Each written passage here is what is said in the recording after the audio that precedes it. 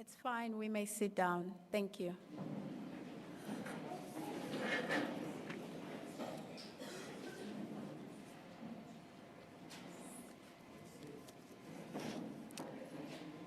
To the community of Gobabis, allow me to welcome, to observe the dignitaries before me this afternoon.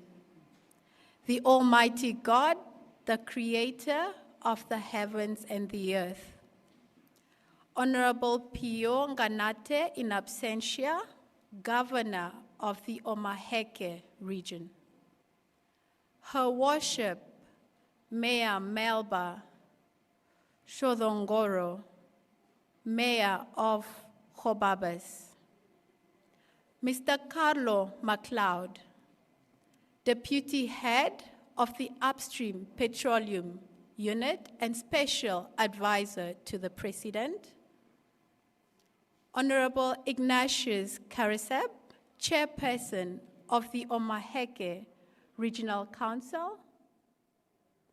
All local authority councillors, all traditional leaders and traditional authority councillors, CEOs and representatives of the private sector, senior government officials, ministries and agencies, esteemed community members, members of diplomatic corporations, captains of industries, representatives of civil society, the youth of Omaheke and Namibia at large, and members of the media, ladies and gentlemen, a warm welcome to you all. Good afternoon. Thank you. Today, I welcome to you the National Upstream Petroleum Local Content Policy Consultations. A round of applause to all of you for coming today. A round of applause to Namibia and how far we have come to this day. Thank you. I would like to start off with a brief statement that a wise man once shared with me. He said, "A wise leader is a consultative leader. A great leader is a consultative leader."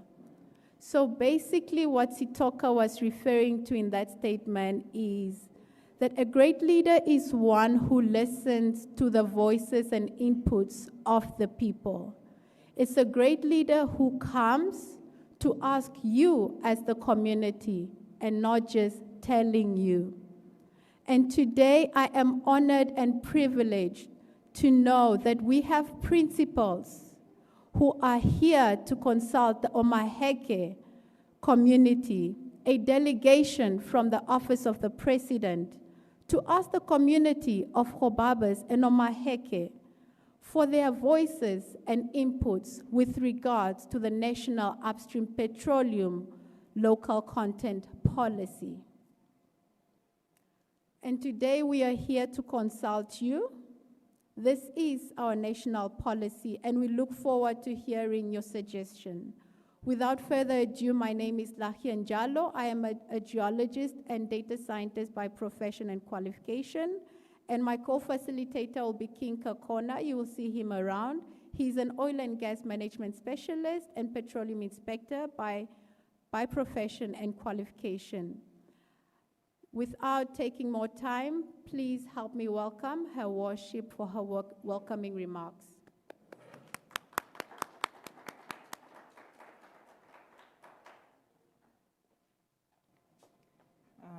Director of Ceremony, thank you very much for once again an opportunity to be standing here. But as I'm standing here now, you are seeing the governor in front of you. The speech that I am about to read is the governor's remark that he was supposed to do, which was now the welcoming that I'm going to do. Let me just observe all protocol as it was now established by the Director of Ceremony, but a warm welcome to Honorable Carlo McLeod, Deputy Head of Petroleum Upstream Unit and Special Advisor to the President. It's a special welcome to you. So, ladies and gentlemen, let me just start with the Governor's welcoming remark. It is a great honor to welcome you all to the beautiful Omaheke region for this important engagement on behalf of Omaheke residents. This gathering today is a testament to the government's commitment to ensuring that benefit of our nation's natural resources are truly shared by all Namibians, and that indeed nobody be left out. As the President, Her Excellency Dr. Netumo Nandi Daitwa so aptly put it, we are too few to be poor. That is a powerful statement that underscores the urgency and importance of this policy and other similar nature. Our region is known for our cattle, but also for our strong agricultural foundation, but we are also a region of vast potential and ready to embrace new opportunities. The National Upstream Petroleum Local Content Policy is a framework that can transform our country's economic landscape. The policy aims to maximize the benefit of our petroleum resources for our citizens by promoting the phased participation of our Namibian workforce, goods and services. It is about building a competitive and sustainable petroleum sector that enhances national economic growth, creating of employment, and strengthen local capacities. Today's discussions are crucial. They will help us shape policy that truly reflect the ambition and aspiration of our people. Your collective expertise and contribution are invaluable in ensuring that this policy is both robust and effective. With these few remarks, on behalf of the people of Omaheke, I extend a heartfelt welcome to all of you, and we are looking forward to a productive and insightful session. I thank you.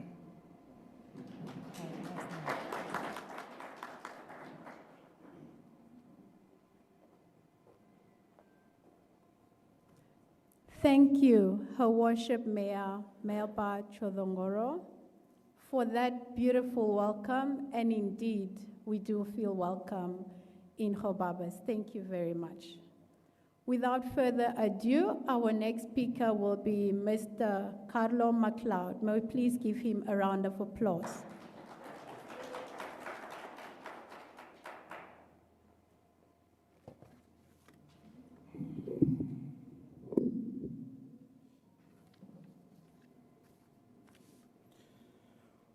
Honorable Pio Ganate, Governor of the Omaheke region, in absentia, Your Worship the Mayor, Your Worship Melba Josongoro, allow me to stand on the established protocol. Good afternoon, ladies and gentlemen. I am truly honored to stand before you today in the cattle town of Namibia, Gobabis, Omaheke region. And I am here not only to speak to you, but to listen and to learn and to walk with you on this important journey we are embarking on together as a nation. As you know, Namibia has entered into a new chapter in its history, and that is after years of exploration. Significant oil and gas discoveries have been made in our waters, and those are discoveries that carry the potential to transform our economy and with the potential to open new opportunities for our people. However, it is also important to know that these new opportunities are not enough to create jobs, but it is also important that we create, through careful planning, fair policies and also regulatory frameworks that put Namibians first, so that these discoveries can become a blessing for our nation. That is why we are here today. We are here to engage with you, the community of Gobabis, on this local content policy, so that this policy that has been approved by Cabinet and placed before you today is getting the necessary inputs so that it ensures that our people, our businesses, and our communities benefit from Namibia's petroleum resources. In simple terms, this policy is about ensuring that Namibians are not left behind. It is about government's commitment that oil and gas companies must employ Namibians. It is about oil and gas companies that must train and develop our young people, and they must source goods and services from Namibian businesses. It is also about transferring of knowledge and skills to our people. Fellow Namibians, it is about ensuring that the wealth from our oil and gas flows into our homes, our schools, our clinics, our hospitals, and our communities where it matters most. Allow me to give you practical examples as to why this policy is important. If a company needs 100 workers, as many of those jobs as possible should be filled by Namibians, especially to the young people, to women, and those from previously disadvantaged backgrounds.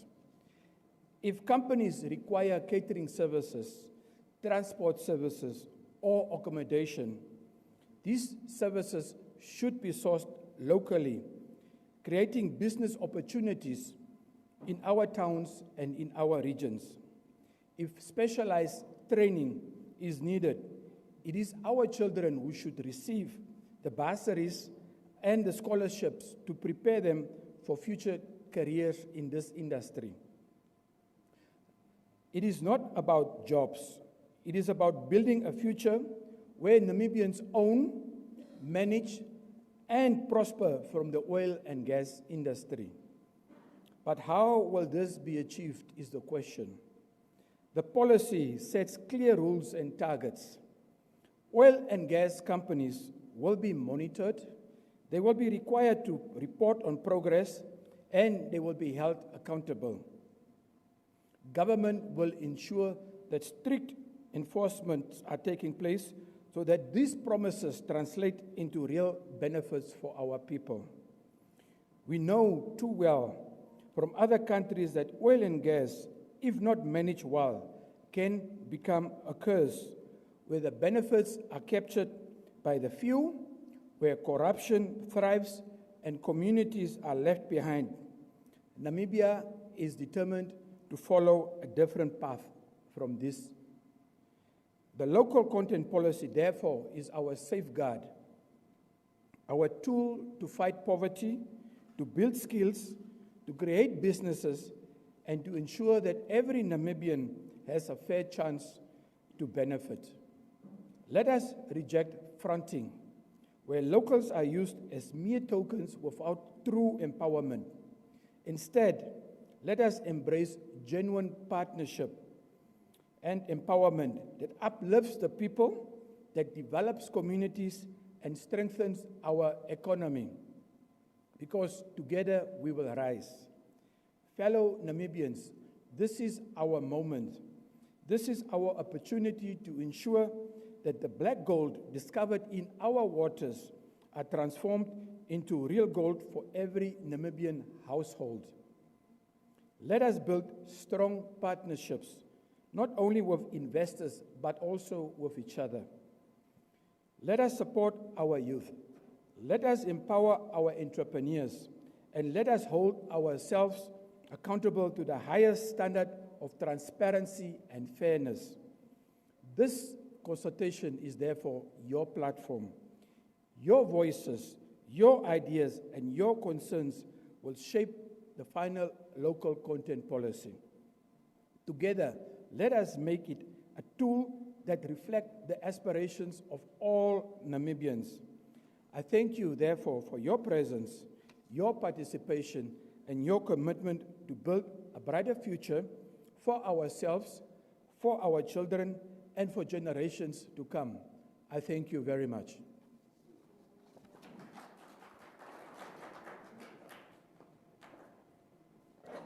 There we have it from Mr. Carlo McLeod.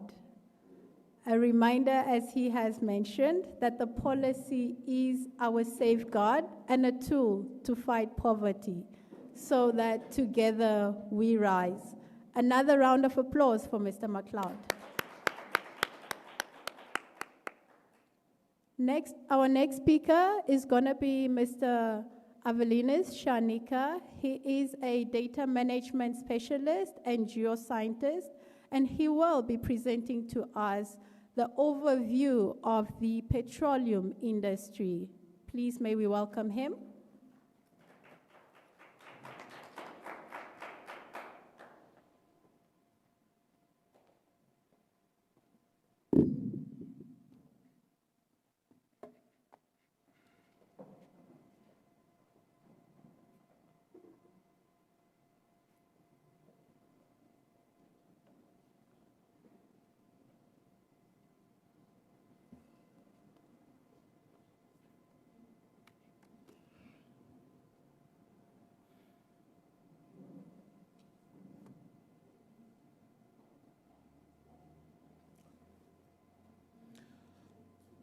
My esteemed audience,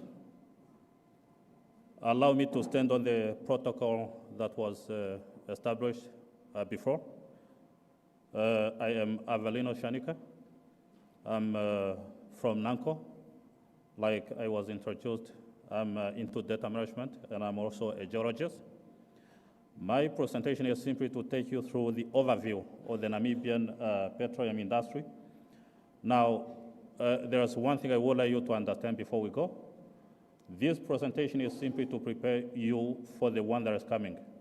So, the one I'm giving you is simply to sensitize you and for you to understand what is currently happening in Namibia in terms of oil and gas exploration and development. So, that is what I'm going to bring to you. I will take you through what we say the history of what has been done in Namibia in terms of looking for oil and gas from the very early years. And then we'll look at how data that helps us to acquire this or to look for this oil and gas is acquired. We'll look at looking for oil and gas on land and in the ocean. Like you know, much of or most of our all of our discoveries are in the ocean. Then we're going to look at the status of what we're doing now before we sum up. All right. Now, the first thing is I would like you to know that we're having 6 observed and confirmed basins in Namibia. Now, when I'm saying basins, I'm simply talking about depressions in the ground where plant and animal materials collect. And when they collect in these basins or other depressions or other fields, they are buried to some depth. And because of temperature and pressure, that's where they are buried, they are transformed in either oil, gas, or coal. Now, it is in these depressions where we find oil and gas. So we are having 4 of them observed in the Namibian waters. There is in the ocean. There is the Nami Basin, Walvis, Luders, and the Orange Basin. On land, we're having the Oambo Basin and the Nama Basin. So those are the 6 basins we have in Namibia. Now, as you can see from the screen in front of us, Namibia has been divided into squares relatively of equal size, of course, depending on where the block is. These squares are called blocks, and they are allocated significant numbers. Now, the reason why this was done is because we have been having people coming to Namibia looking for oil and gas. Now, for it to be so easy for us to spot out where one is interested in looking for oil and gas, we say they should indicate to us on these maps, Namibian maps, what block they are interested in, what block they would like to look for oil and gas in. Now, when they do that, they of course fall on a certain block number that is allocated to that block. Then they submit an application. After submitting that application, we look at whether they qualify to be allowed to look for that oil and gas in that particular block. Now, when somebody is coming to Namibia to look for oil and gas, we expect them to be able to satisfy conditions. And one of those conditions is the finances, to be able, for instance, to drill wells in that block. And if they satisfy these conditions, we allow them or we authorize them to now start looking for oil and gas. Now, when we do that, we say we give them a license to operate in that block. And that is where the term PEL, which is Petroleum Exploration License, comes from. Now, at the very beginning, we had only about 5 of them, if you look at the 1994 map. But as time went by, of course, much of Namibia has been covered by licenses that were allocated to different companies. As we stand, we are having about 18 companies in operation in Namibia. Those are the companies onto which or onto whom exploration licenses were allocated. Now, at the very top, we can see that we're having NANCO. NANCO is part of every license that has been allocated. And we should also know that NANCO is also operating its own licenses, its own blocks in Namibia. So we are not only partnering, we're also having ones that we are ourselves operating. Now, of note here, we also can see we're having companies like Total Energies, Shell, Rhino Resources, Carb, Qatar Energy, and these are the companies that discovered oil and gas in Namibia recently. We shouldn't also forget the BW, that's BW Kutu. So these are the companies that are currently holding or have discovered oil and gas in Namibia. Now, if we look at what we're having as a company, there is NANCO, knowing that NANCO is your national oil company. Every one of us in this hall, you are part of NANCO. It is not only for us that are working for NANCO, it is for all of us. It is a national oil company, all right? So it is for all of us. Now, NANCO is holding, or we are having, in Namibia, we are having about 31 active exploration licenses. These are licenses that people were awarded to look for oil and gas. We are having 1 production license, which means in this block, we are ready to start producing. And this is the BW Kudu. The Kudu gas is ready to be produced. So there we are having a license to produce. We're also having 1 reconnaissance license. This is a license simply whereby we are saying we are interested in only using this block to see what is happening beneath the ground, or rather to study the rock types beneath the ground, and not necessarily to do exploration. So far, NANCO, like I said before, NANCO is having our own petroleum exploration licenses. NANCO is having 4 of them. And in the rest of the licenses, NANCO is carried, which means NANCO simply partnered with those operators that are operating those blocks or licenses. And everything they are doing, they are using their own capital, their own money. And in case we manage to find something in those blocks, Now, production could go on and start. Now, after producing, then these companies will recoup their money from NANCO via the money that will be made out of this oil and gas that is discovered in these blocks they are operating. Now, like I said, we will look at how we acquire data because data is what leads us when we are looking for oil and gas. Without it, we wouldn't be able to find out where this oil and gas is.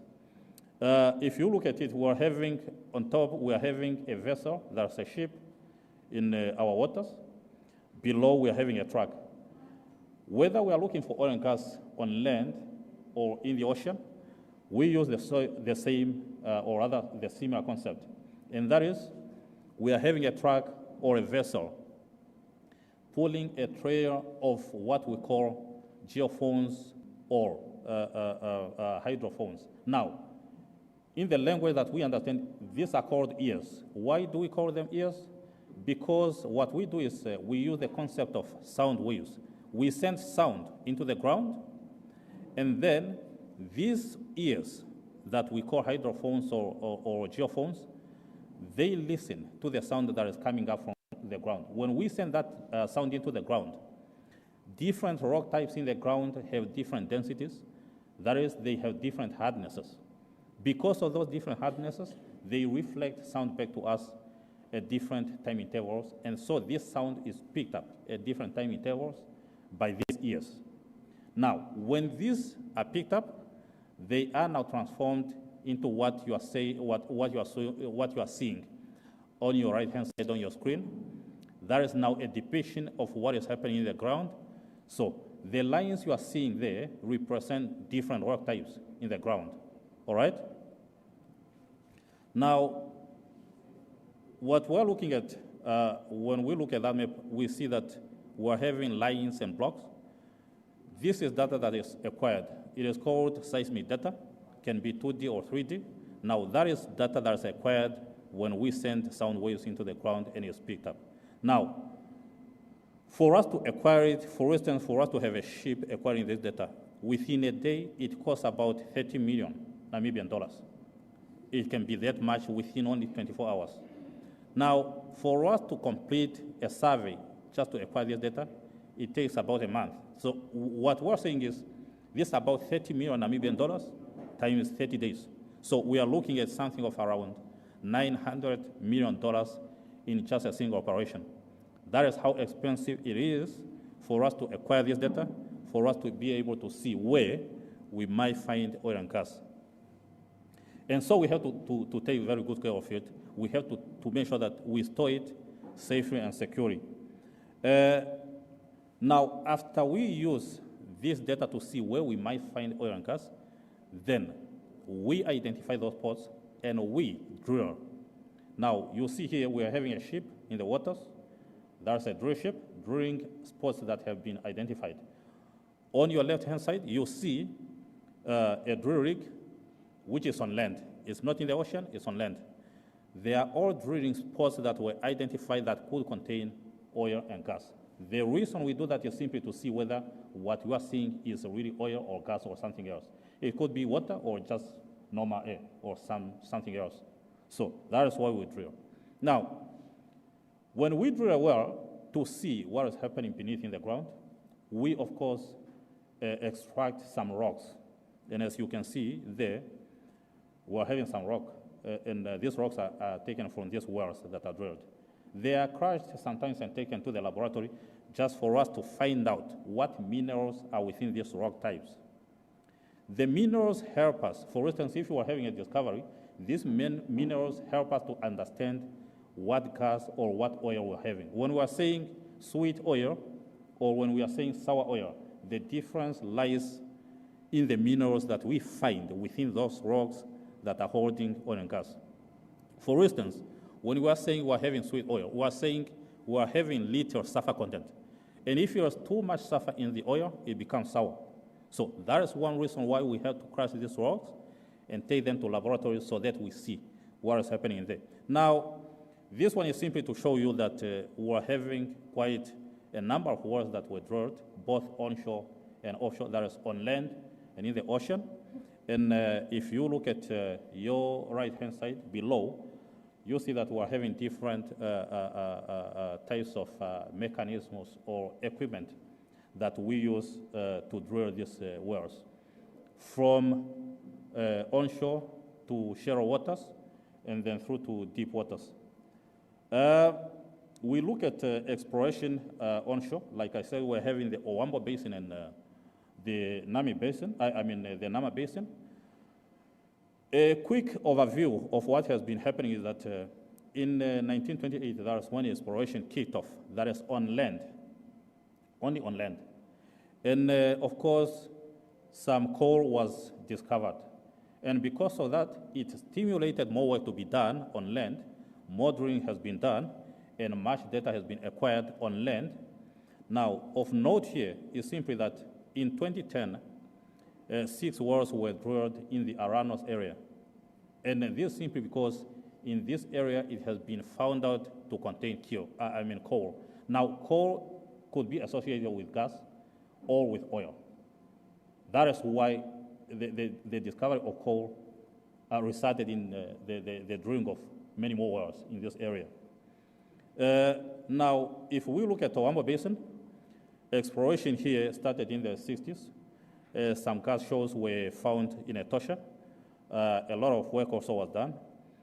Of note here, we jumped to 2021 when Recon Africa in Kavango started drilling. Many people say it's a Kavango Basin, but we found out that this is the same basin. This is the same Ovambo Basin. Now, 2021, Recon Africa drilled 2 wells. They discovered traces of oil, and this simply called for us to do some more work. 2022, another well was drilled, and as we're speaking, Recon Africa are busy looking for more prospects, or rather looking for oil and gas in this basin. So work continues. In the Namibian Ocean, here we are having an overview whereby we are saying 1968, that's when exploration work started. I simply would like to bring it to you that the Kudu gas was discovered in 1974, and the license to produce this gas was only allocated in 2005.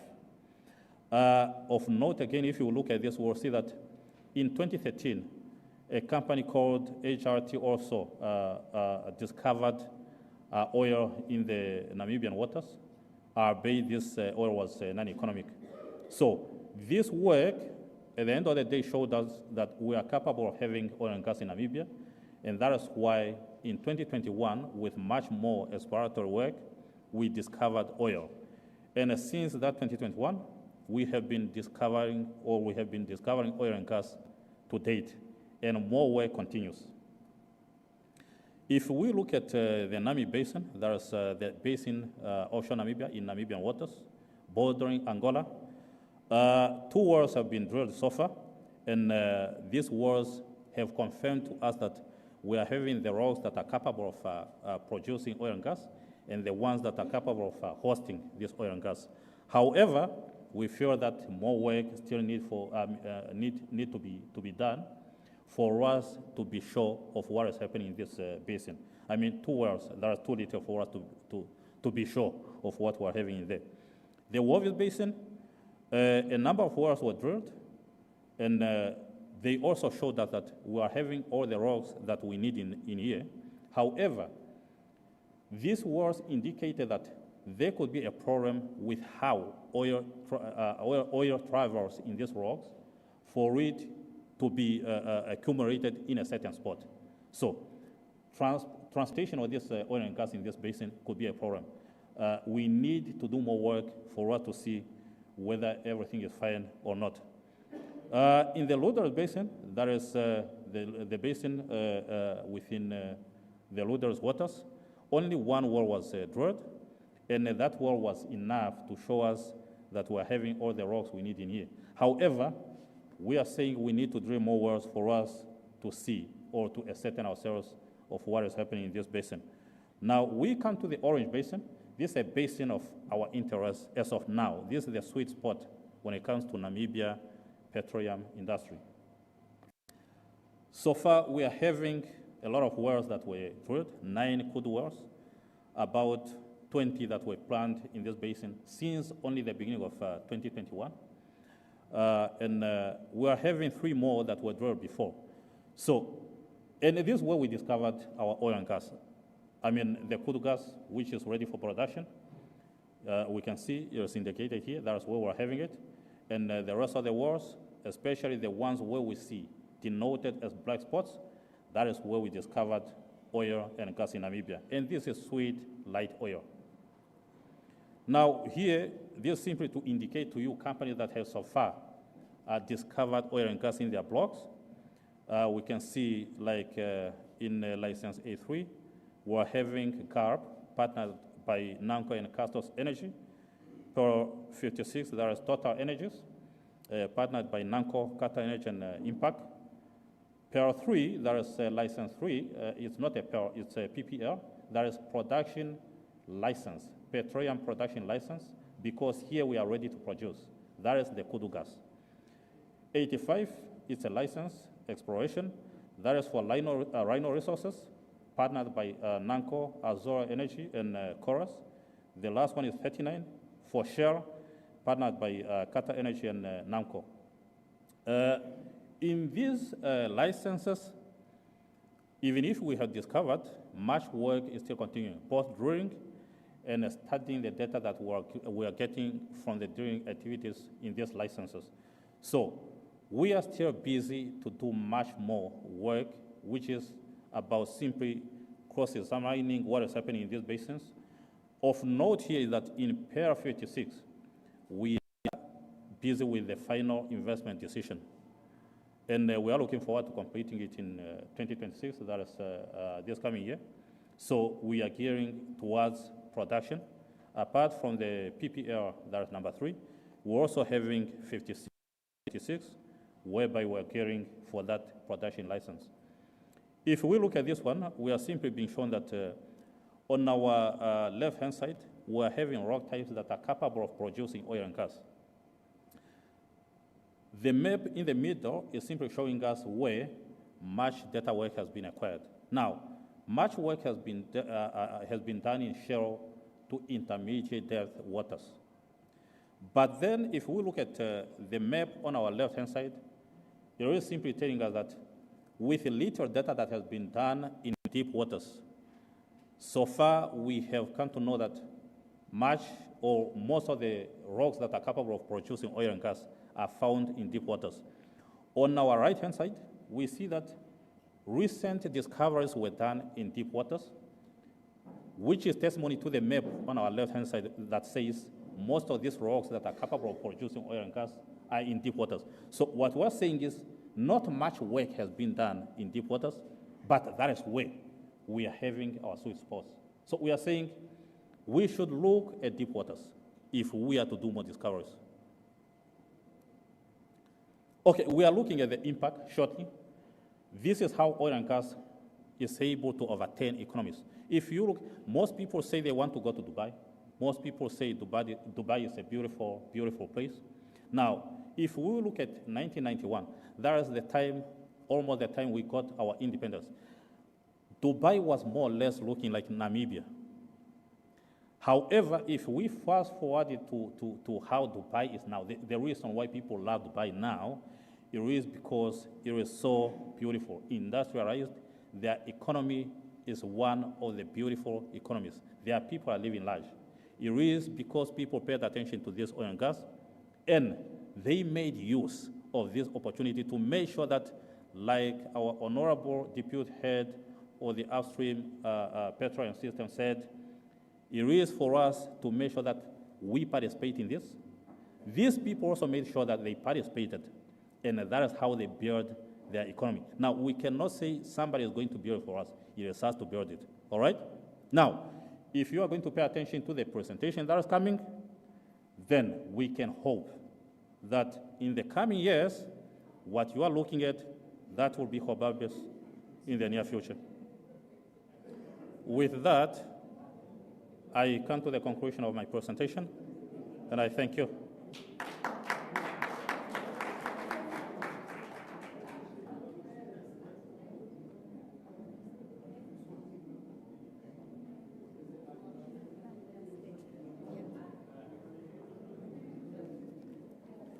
Thank you, Mr. Shanika, for that fantastic presentation. Isn't that picture lovely of how Gobabis would look like in the next few years? All right, without further ado, our next presenter is Ms. Louise Hangero. She will be taking us through the local content policy.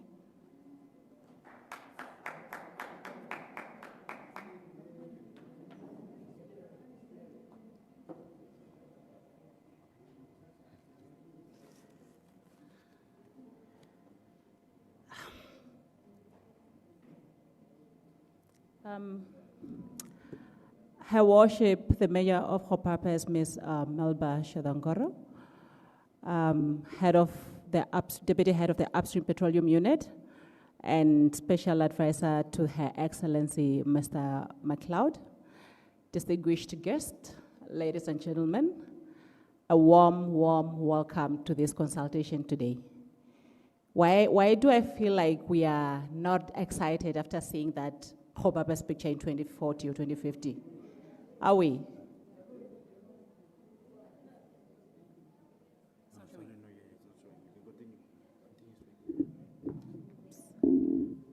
Okay, apologies. We have a small technical problem here. I hope it will be resolved soon.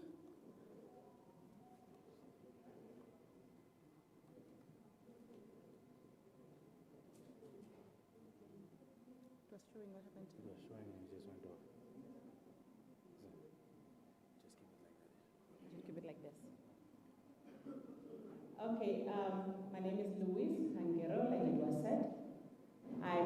Mr. McLeod has been telling us this whole journey. We are coming from the Karas region and Haka region. He's been bragging. He's been telling us that he's the son of the swan. So I just wanted to make it clear to him that, Mr. McLeod, I'm the daughter of the swan. I'm proud to be here this morning, this afternoon, engaging my people from my region. So my presentation is on a national upstream petroleum local content policy.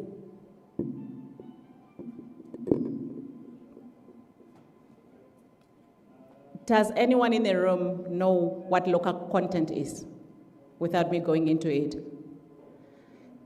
It looks, yeah, locally. Exactly, that's the answer. Local content means locally, not there. Exactly. Like the head of the unit said, the deputy head of the petroleum unit said, if this industry, if there's an oil and gas company operating in Namibia, they have a drilling vessel offshore Namibia, they're looking for beef for their workers, where should they get it from? From the cattle country, right? From Gobabis. From the abattoir. That's all we are trying to drive with this policy. So in layman's language, local content is about ensuring that Namibians participate within this industry. This participation can be through goods and services and employment. So local content, as a definition, is country specific. Each country, depending on what they want to achieve with their policy, defines what local content means to them. In the case of Namibia, as per our local content policy document that we have now, that we are consulting you on for you to provide your inputs also, our current definition of local content is the added value. And I think this is everything the morning session was about. Added value brought to the Namibian economy through systematic development of national capacity and capabilities and investment in the use, procurement, and development of Namibian workforce, goods, services, companies, ownership, financing, capital, and research capability in the petroleum sector value chain for the sharing of accruing benefits. So our local content definition tries to capture everything. All what we are saying is that we are trying to create value in Namibia for the Namibians, right? You're probably asking yourselves, why does that matter? That matters because of the painful African stories. For the longest time, Africa has been the producer of a whole lot of mineral resources that we use globally. But have we benefited fairly from these resources? No. Most countries still remain poor today. Instead of prosperity, our people are still poor. So we are trying to come on board as government to say that we have discovered this petroleum resource. How can we ensure that we fully benefit from this resource as a country? Besides only getting taxes and royalties from the resource, what else can we get from this resource? As you can see from that African map, almost every African country has one or two mineral resources that they produce, but we are still poor to date. So we are trying to come up with mechanisms that would ensure that this narrative changes. And that begins with us today, with every one of you in this room, because it was said earlier that this policy is for us, it's for me, it's for you, it's not for the Upstream Petroleum Unit, it's not for the Office of the President, it's for us. It's for us to ensure how our children benefits from this Namibian resource.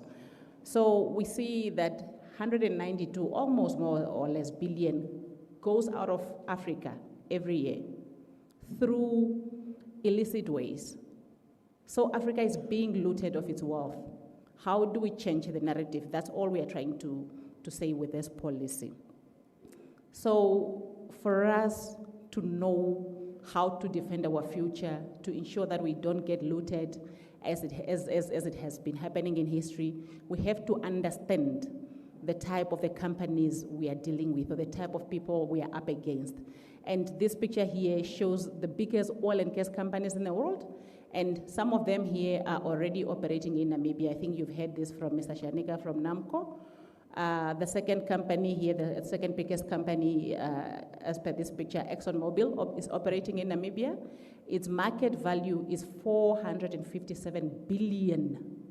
Mind you, comparing this to the Namibian GDP, ours is around 14, right? So just for you to understand how big these companies are. Total Energies alone is 10 times the size of the Namibian GDP. It's 10 times bigger in market value than a country. So all we are trying to say is that we are up against these big giants. How do we ensure that the rules of the game are clear for all of us to benefit from this industry? Because these giants, they know their business. They can take all if we don't come to them to say, this is how we want you to operate in our space. This is how we also want to benefit as the owner of the resource. Because I'm saying we are the owner of the resource because the Constitution vests the ownership of our resources in the state, and the state is me, you, and us as Namibians. And maybe just to zoom into the Namibian picture, which we were already also introduced to by Mr. Shanika, Namibia is no more a frontier country. We've now made massive discoveries, and the plan, of course, is to forge ahead and produce these resources. But we know that this being a nascent industry, this being a new industry for us, we do not have the skills and capabilities to fully serve this industry. So we are trying to ensure that as much as we cannot fully serve the industry, we have to develop rules, or we have to have laws that ensures that at some point we are able to fully serve the industry. So for that to happen, we have to come up with a policy, but we also had to ensure that this policy aligns with many other developmental tools that we had in the country, like Vision 2030, Harabe Prosperity Plan, NTP6, etc. So, and like I mentioned earlier, we are not starting this from nowhere, or we are not just coming up with this idea from nowhere. This is vested in our Constitution that says that the natural resources belongs to the Namibians. And also our Petroleum Exploration and Production Act says that wherever the operators of the oil and gas industry, wherever they can get expertise and skills in Namibia, they should consider recruiting Namibia. Or whenever they can source goods and services in Namibia, that should be the case, for as long as they meet the qualities that are required. So this policy is basically just trying to be a bridge between this ownership and benefits, because as much as the Constitution vests these resources in the Namibians, that's just ownership. What can we do with ownership without benefiting from it? So this policy is just trying to say that since this is our resource, as per the Constitution of Namibia, how do we benefit? How do we also eat from this industry that Namibia has newly discovered? So this mandate currently falls within the Upstream Petroleum Unit as a regulator and the custodian of this resource. Hence, we have developed this draft National Upstream Petroleum Local Content Policy that we are consulting you on. Perhaps you are also wondering why upstream. Basically, upstream is from the discovery, from exploration stage up until production. And from there is midstream, now the transportation and refining, that's midstream. And once it's refined is the downstream industry, which we currently have in Namibia, whereby we export petroleum products that are refined already, we store them in Walvish Bay, then we further distribute to Gobabis and so forth. That's now the downstream industry. Upstream, that one is already captured by the Namibians, so we are not concerned or worried about downstream industry. The focus of this policy is the upstream, which is from exploration of crude oil to production thereof. So we want to ensure that Namibians participate throughout this whole value chain, be it through employment or whatever. We want to ensure that we capture as much value as we can from this industry as Namibians.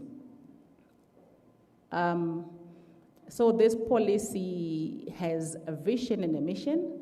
The vision of the policy is basically just to create internationally competitive petroleum sector that maximizes benefits for Namibians through all the stories that I've been telling you, employment, business participation, etc.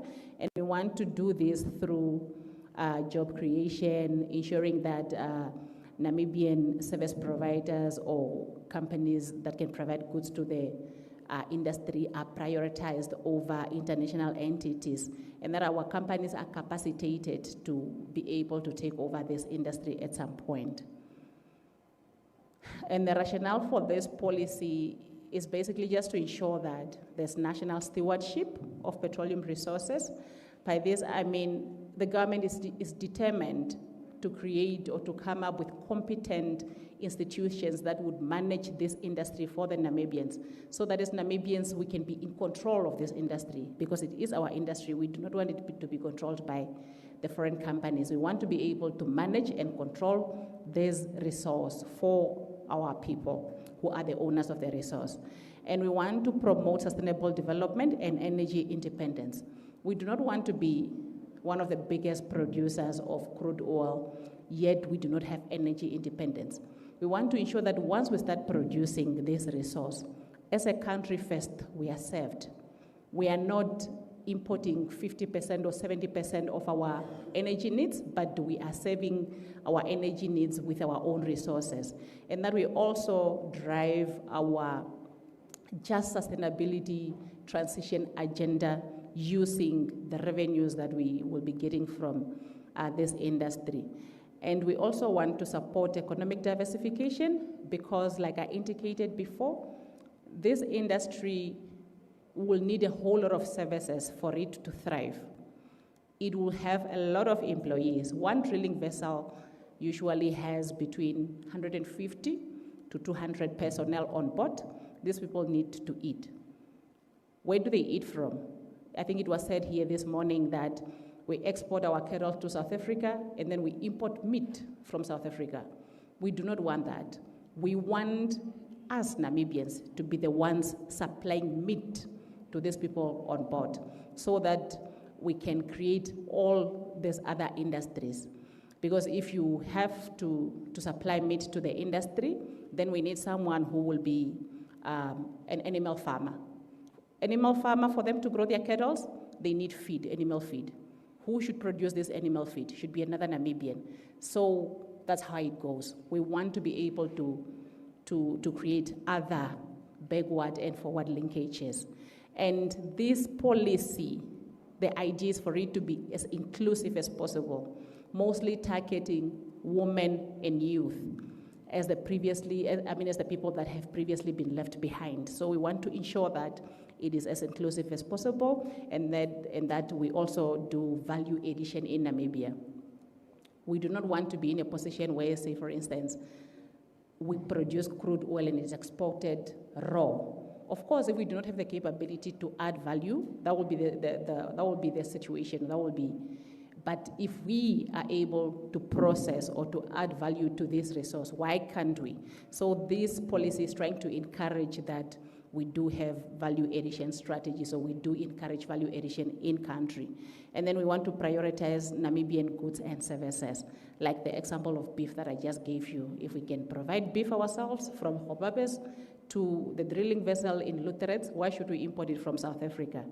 And to ensure equitable opportunities, most especially for the previously disadvantaged Namibians, right? So this is for all of us now, looking and hearing and digesting this policy to think of where we can fit in as Namibians.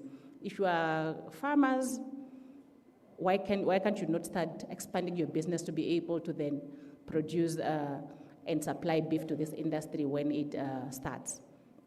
So that's why we are consulting all Namibians to ensure that your voices are reflected in this policy. You understand what our aspirations are as government, and you also contribute as Namibians, as the owners of these resources.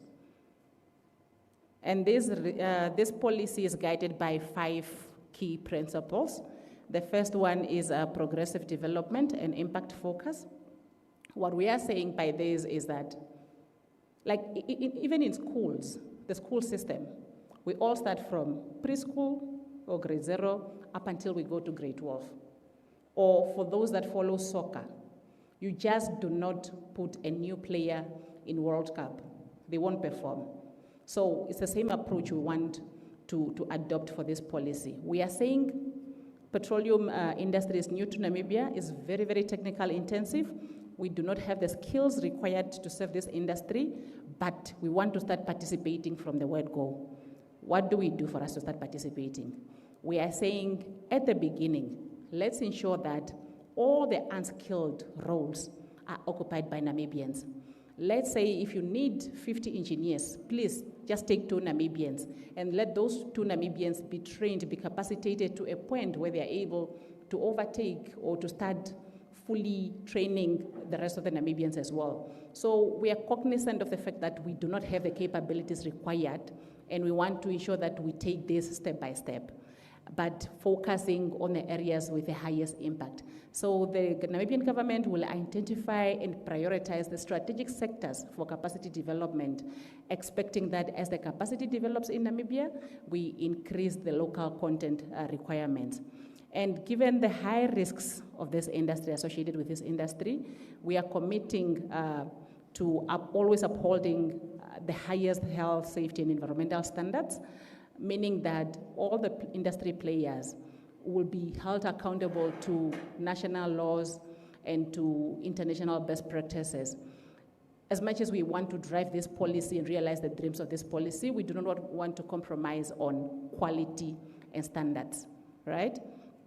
Partnership between government and industry is very, very essential for this industry to strive.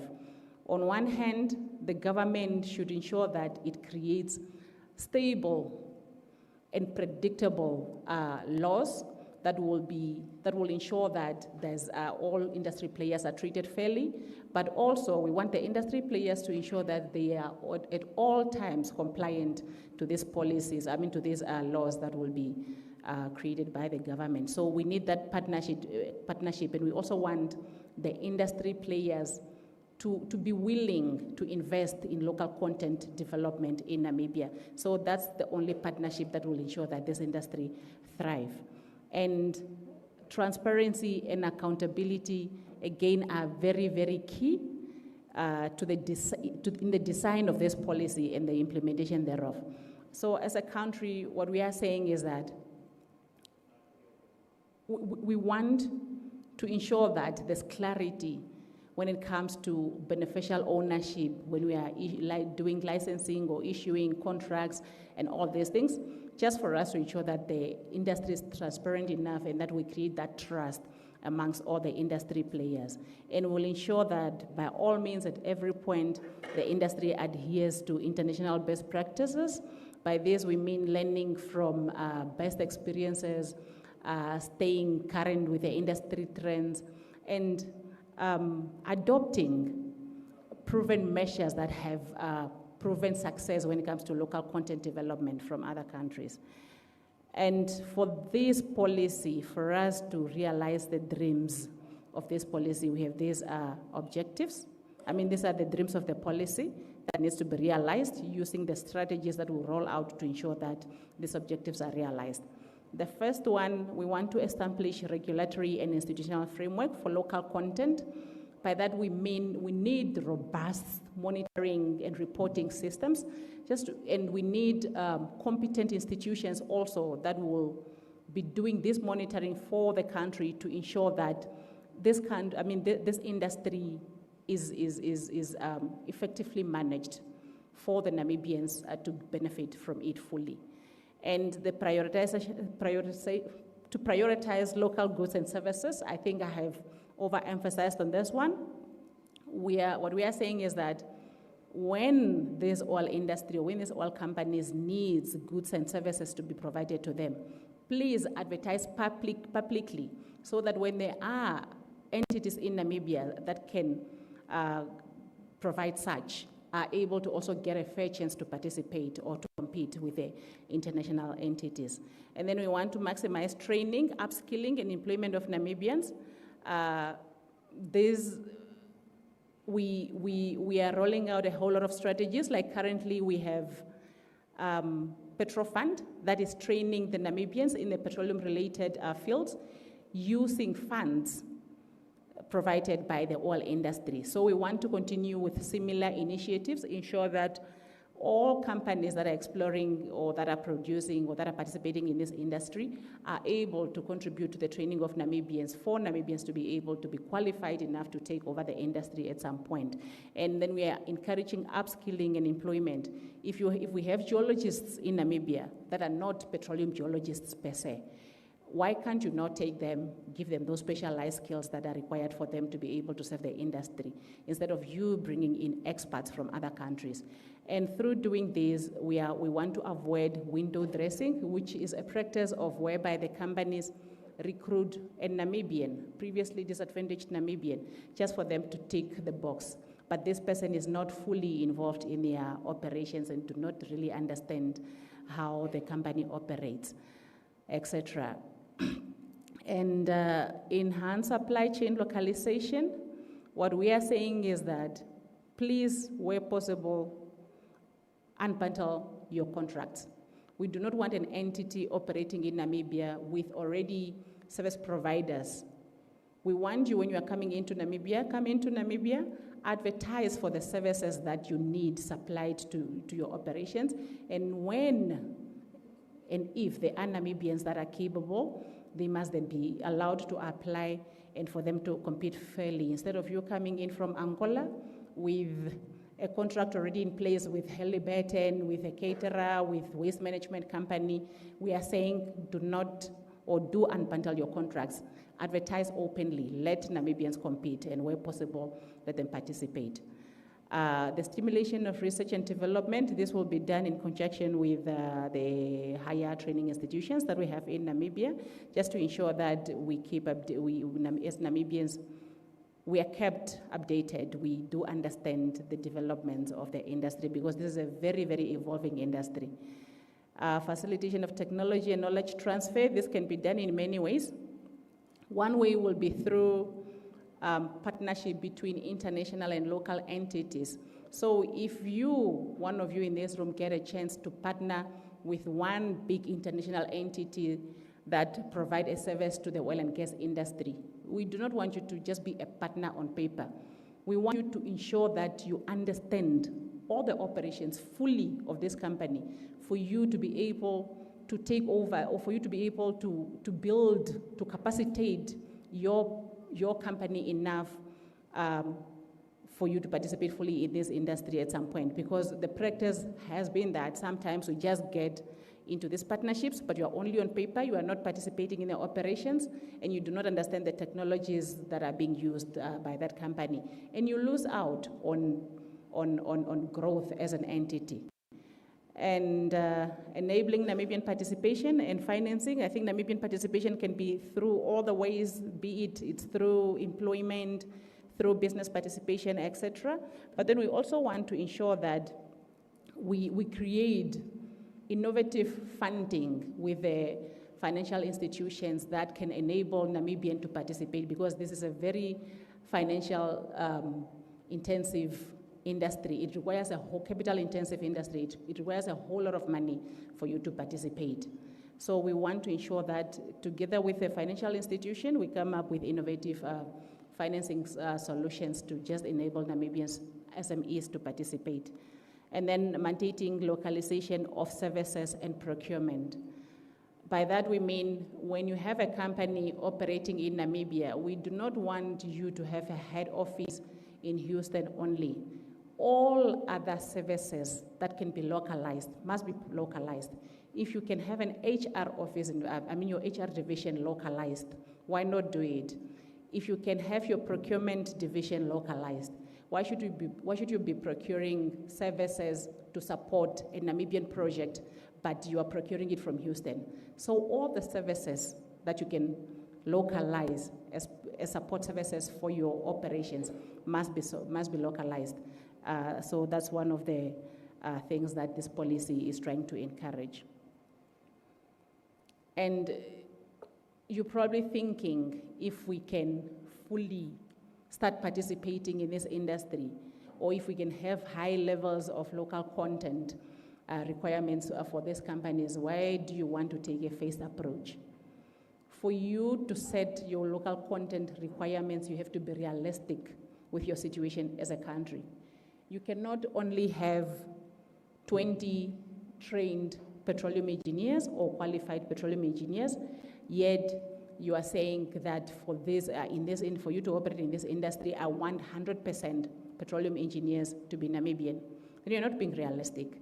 So you have to be realistic with your local content requirements when you are setting them. You cannot say, I want this industry to be served by all the waste management companies should be Namibian, yet you have not even done a study to understand your capacity. So this industry requires that you are realistic with your local content requirements. And the pros and cons of high levels of local content requirements is that the advantages, of course, is that you create more jobs. There will be more skills development and technology transfer. It will be done quicker, and SMEs growth will also happen quicker. Thank you. Much faster. It will happen much faster than you having lower local content requirements. There will be more economic diversification and national ownership and pride. But there are a lot of disadvantages for that. You cannot just start with high levels of local content requirements if you cannot serve or if you cannot provide that to the industry. One of the disadvantages is that there will be capacity gaps.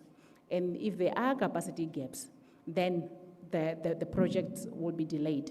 Because what you are saying is that we want 50% Namibians serving the industry, but you do not have that capacity at the moment. So these companies or the industry will be then forced to develop this capacity for them to start participating or for them to start producing your oil. This will delay the project timelines. And it will increase the cost for the investors. If you are saying that, use only Namibian service providers, but our service providers that we have do not have the capacity, or we do not even have such service providers, then what it means is that you must now invest into capacitating Namibian entities to be able to serve that industry. You need to invest in their technology, you need to capacitate that entity enough for it, and that's costly. So it will also create a risk of fronting, which the deputy head of the petroleum unit spoke about. if you are saying for you to operate in the Namibian petroleum industry, have 51% ownership in whatever operations or in whatever entity, or ensure that your operations are served by 50% Namibian entities. But we know that, myself as an industry player or as an investor, I know that Namibia does not have that capacity. What will I do? I'm desperate to participate. I will go to Mr. Shanika, please be a partner on paper for me to get this tender. Yet, Mr. Shanika is not benefiting financially from these operations, or he's not even involved fully in these operations.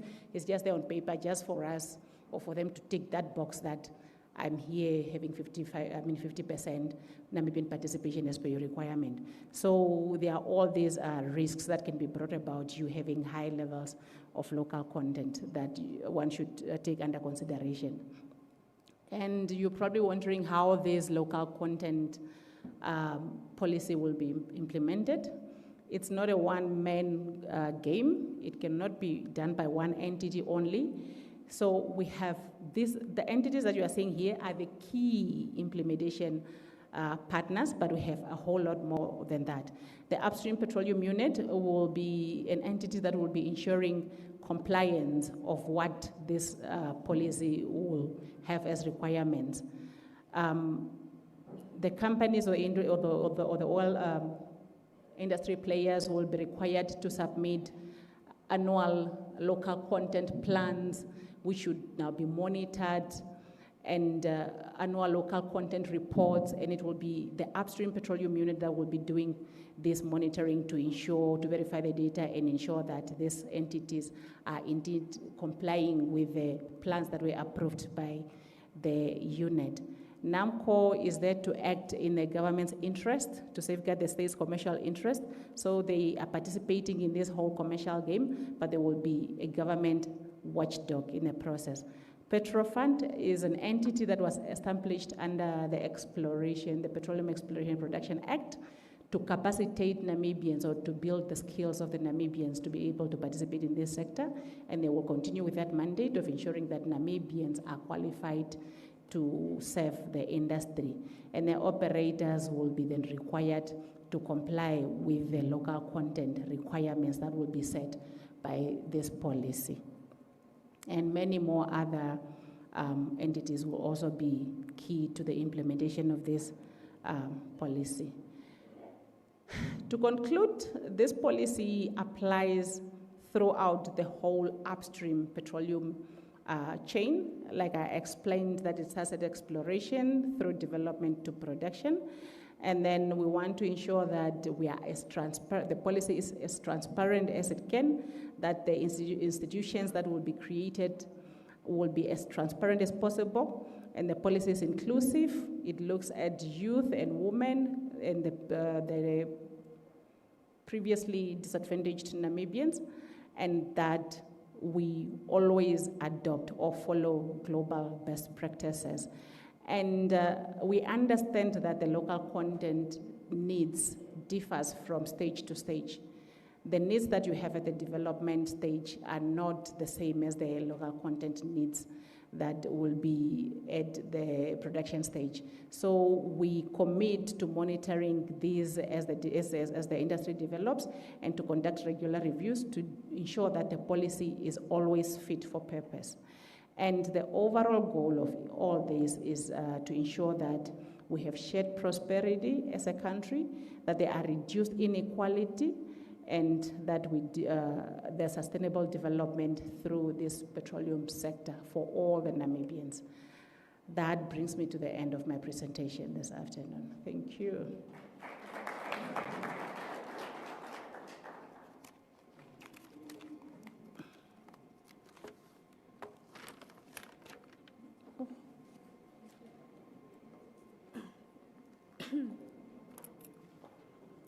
Thank you, Ms. Louise, for that fantastic presentation.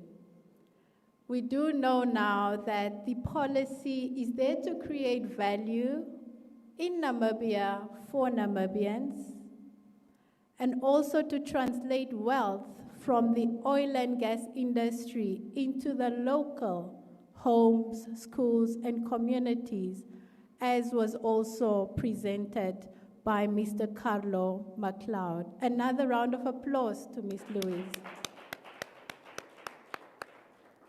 So just a reminder, may we please put our phones on silent for those of us that had not already done so. We are now entering into the recommendations, discussions, and questions section.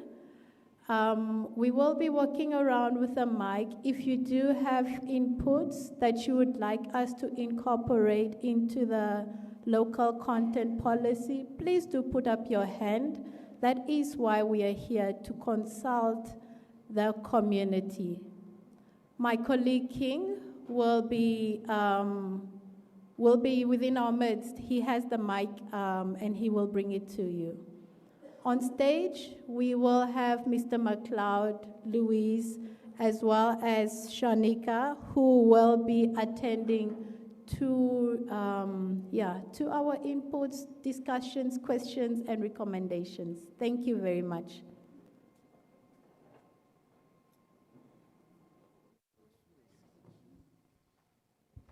Yes, good afternoon, everybody. I am the headman of the Coloureds. My name is Wallace Finis. Now I want to ask, a big ask, why is all the panelists, from the governor to the mayor, to Mr. MacLeod, to everybody, there is no copy of their speeches available? Are you keeping the information secret? Why can't you give us copies so that we can look and then we are able to ask you direct questions? Why are you keeping your statement secret? Or did you sell out our minerals already to the foreigners? Prove it to me wrong. Thank you. Thank me, please. Where is the people? Okay.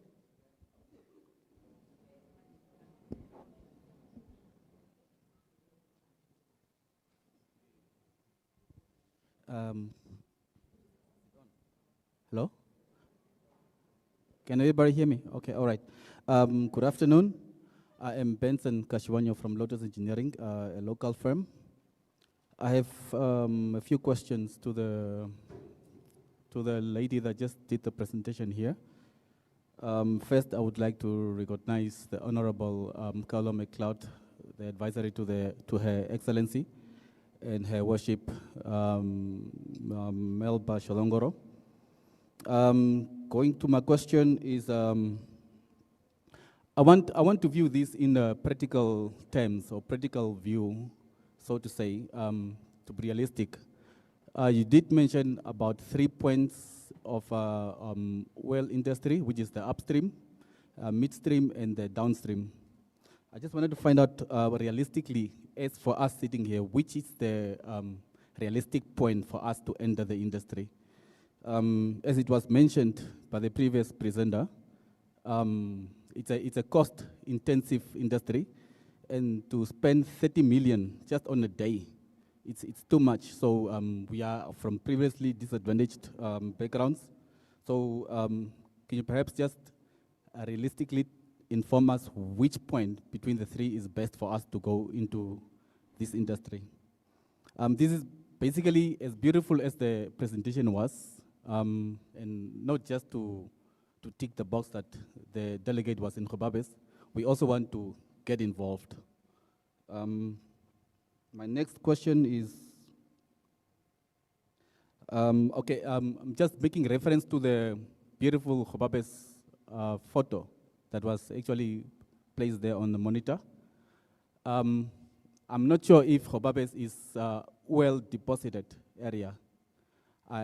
If it is, then that's beautiful. That is realistic. That can happen.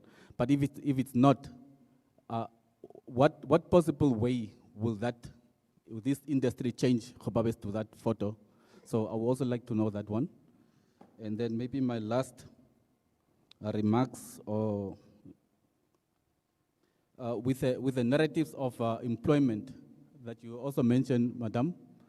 I believe employment is the worst concept that was ever enforced onto us, rather than getting into business in terms of owning business or shares in certain companies. So this brings me to the point of us getting involved.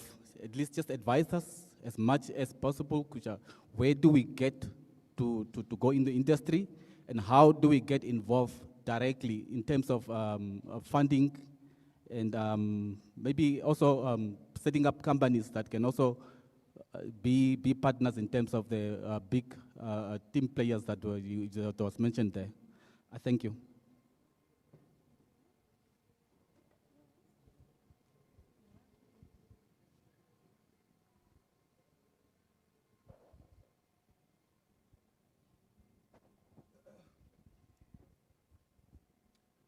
Thank you very much.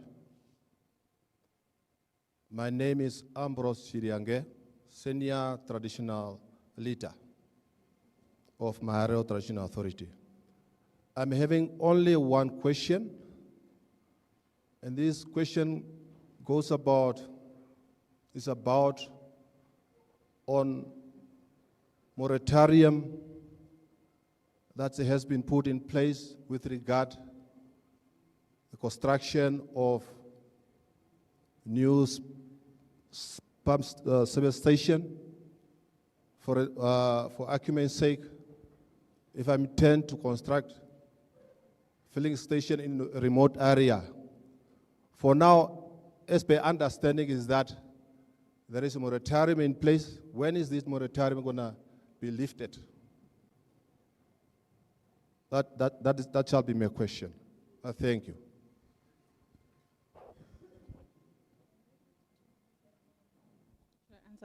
Okay, maybe I will start with I will attempt to take the first question on which stage of the industry is realistic for us to participate in. You cannot hear. Can you hear me now? Can you hear me now? Can you hear me better? Okay, can you hear me now? Okay. I will attempt to answer the first question on which stage of the chain it's realistic for us as Namibians to participate in. I think it depends. It depends. Like I indicated earlier, we have fully managed to capture the downstream industry very, very well.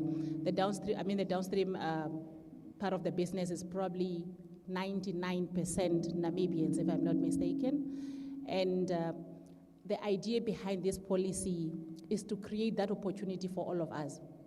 What we are saying is that this is a new industry for all of us. It's a nascent industry. We understand that we need industry players or international industry players for this industry to thrive. But what this policy is advocating is that Halliburton, you can come and participate in the Namibian industry because we need your expertise and your services. However, for you to be considered in Namibia, please have Namibian shareholding. And this Namibian shareholding will be having a weighting. You guys, which one now? There will be a weighting against you when you apply for tenders or whatsoever. The higher Namibian shareholding you have, the better. So this policy is just a tool to encourage these Namibian participation within this industry. It is true, to be realistic or to be honest, the industry is very, very capital intensive.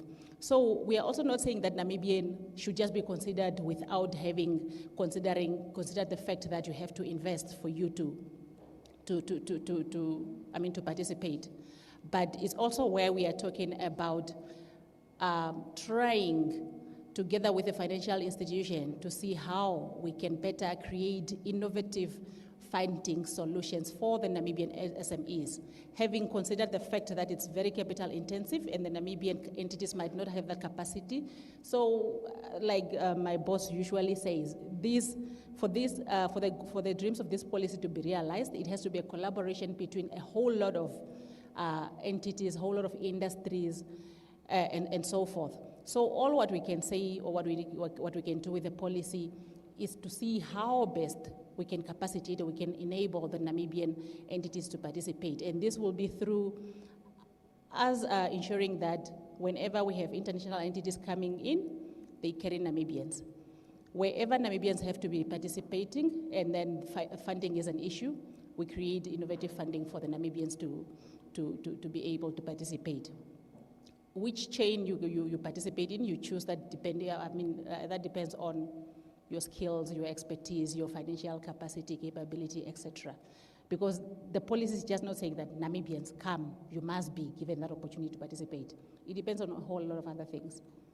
I don't know if I have fully answered that. I think Mr. McLeod would probably want to add to that. And ownership versus employment, both works. We are all not business people. We cannot create businesses. We need people to serve these businesses or to work for these businesses. So both would work. If you have that capability of driving or registering your business, ensuring that it grows, it fully participates, it benefits, it grows with the industry, that's a very good one. But for those that can also go to school, study, gain the skills, and be employed in the industry, they can still also benefit through that, because unemployment rate in Namibia is very, very high. And it's something that we have to look at also. We cannot just say, let's look at participation through businesses or ownership. We cannot all be owners. If everybody in this room has a business, if everybody in this room is an owner, who will be working for us? So ownership, of course, is good, but we also do need to employ Namibians instead of us all being owners and employing foreigners to benefit from the industry. So we are encouraging both, depending on your strength, your willingness, your capacity as a human being or as a Namibian. I would say that. They have both worked elsewhere. They both have their pros and cons. Also, ownership can also fail us. It can be all on paper, but there's no capacity development. But if you are employed as an engineer, you'll be capacitated to a point where at one point you have that capability and capacity for you to even start your own entity from the beginning, because you are skilled, you have learned on the job. So there are pros and cons to each. It depends on how we manage it as a country, but both would work. The moratorium on service stations, I think as to when it will be lifted, it's not up to me, it's up to the Minister of Industrialization, Mines and Energy. It's his prerogative to look at the current setup in Namibia to see whether there's a need for us to have more service stations or not. According to what we have on the table now in the Ministry of Industrialization, Mines and Energy, we have more than enough service stations, mostly in the main towns, to serve the current population. But as we develop or as the population grow, of course, that can be considered, it can be looked at. But to lift the moratorium completely, it's up to when the minister feels it must be lifted. But for now, the ministry, I believe the last time I checked, the studies that we did, we believe that we are fully served as a country. But if you are interested in opening a service station in the far remote areas where there are no services, of course that can be considered. But in the main towns, currently there are no shortages.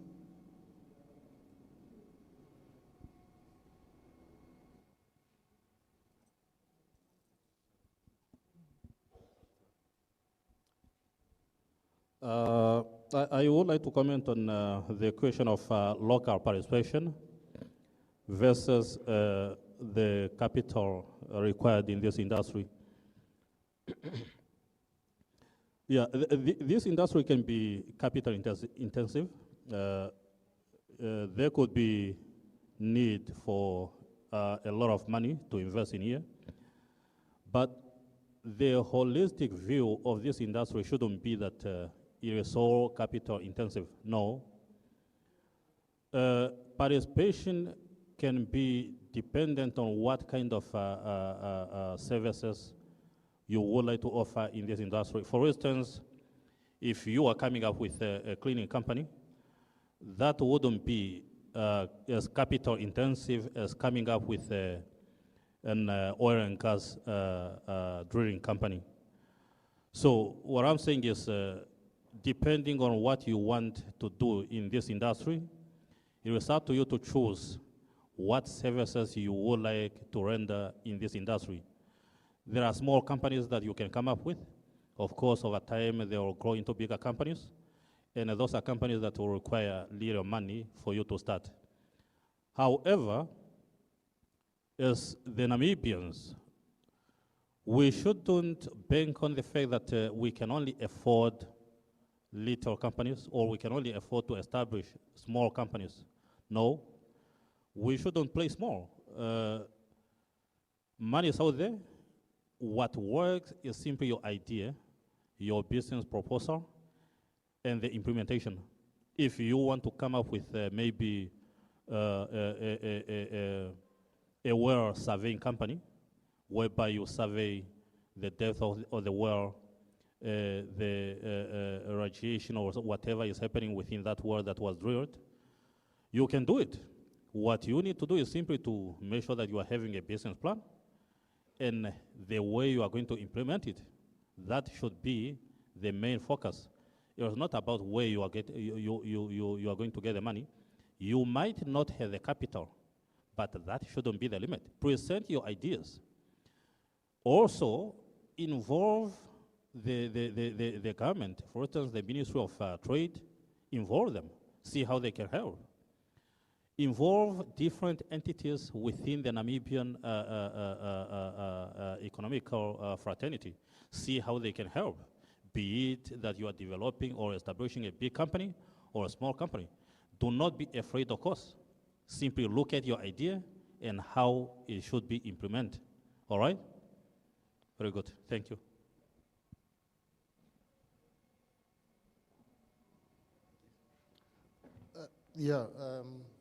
All right. I think we have a question, the first question that was asked, and I think we need to respond to that question, Mr. Wiley. Yeah, so normally what happens is after, and this is just officially the situation, after every meeting, that is where we then release our statements and our presentations for consumption. Because sometimes during the meetings we have them, so we can reference to that. But be assured that you can have access to all this information once we are done.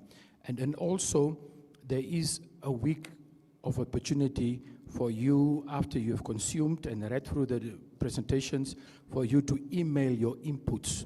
So it's not just today where it is going to end.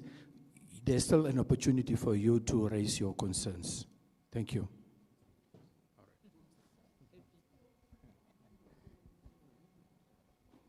And I think there was also a question on that Gobabis does not have the petroleum resources. Why are we saying it will look like this in 2040 or 2050?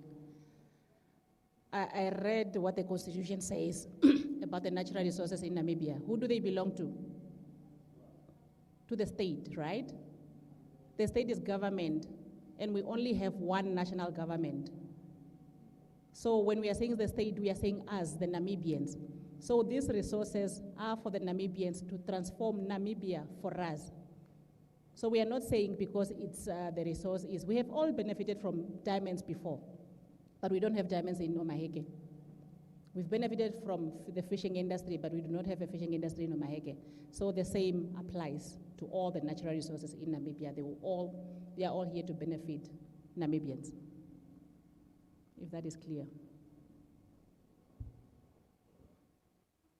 Yes, good afternoon again. Good afternoon again. My name is Emil, like I said before. I'm still Emil.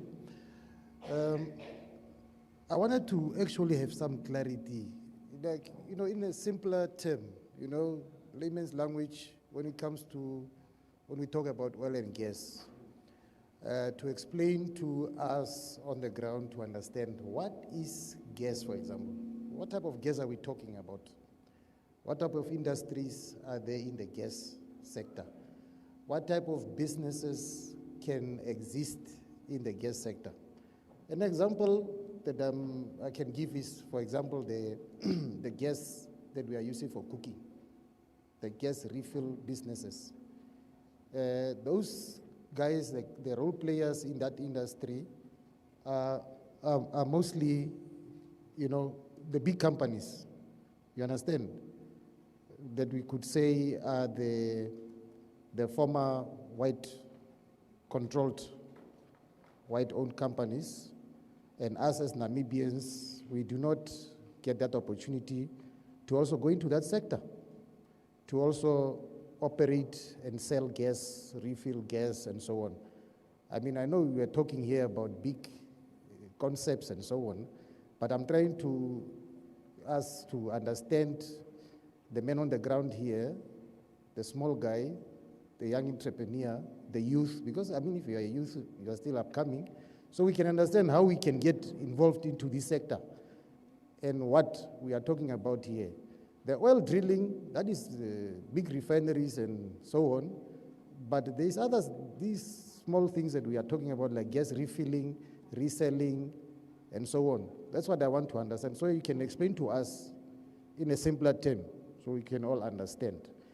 The issue of us participating only as suppliers to these big entities, it's again coming back to the issue of tenders. And the thing that is hampering us now, again, as small SMEs, is many of us do not get the good standing certificates from the Social Security Commission because, and BIPA and so on, because of what happened to our businesses during the time of COVID-19. There was a relief that was promised that businesses that have suffered in a certain way would be assisted with relief. That relief never came. I mean, on my own behalf, I know that we suffered penalties due to non-payment of certain fees to the Social Security Commission. Those penalties are so high, astronomical, that you end up, since you are not operating and now everything has changed, now you have not made money, you have not been participating in the sector, in the economy. Now you have these penalties, hefty penalties that are still there that must first be paid, and there's no way of the government assisting us to waive those penalties so that we can start afresh again, so that we can also now get those good standing certificates, so that we can also participate now as small tenderpreneurs to tender, also to supply smaller things to these big entities, like even, you know, whatever they need, the food, the stationery, the pens, the pencils, whatever, because we don't have these good standing certificates. What is going to be done to assist us, just to give us that relief so that we can all start again afresh and be on this a balanced level? That's what I'm trying to raise today. Thank you.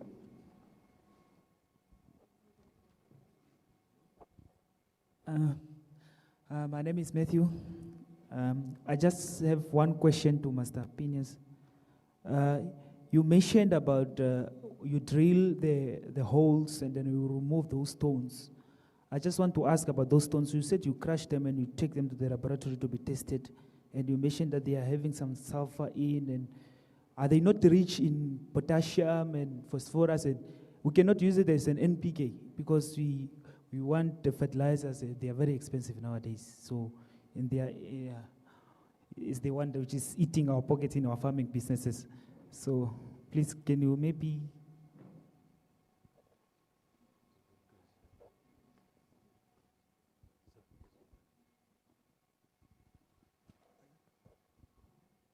Yeah, good afternoon. I think after listening to the issue of local sourcing, I mean, I think that's the word that we are going to understand, buying local, sourcing local. Maybe my question is, if I have a business or service or product that I would want to offer to the government through this process, how, and I approach your office, how protected is that service or product that I'm going to bring to you? Because the reason I'm asking is that because people, we have burned our hands in many cases.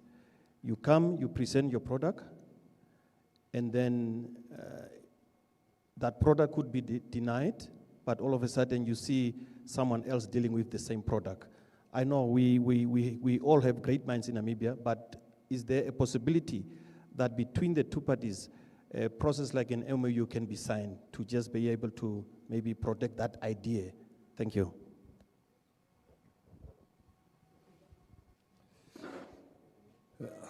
Good afternoon.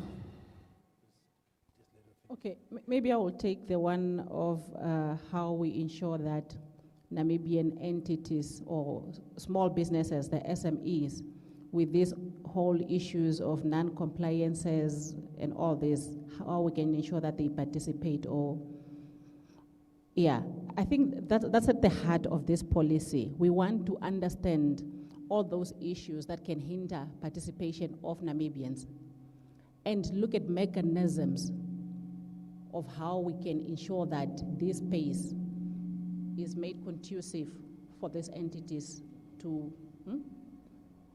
I don't know where to keep it now. Yeah, and then come up with mechanisms to ensure that if there are any hindrances, they are all dealt with.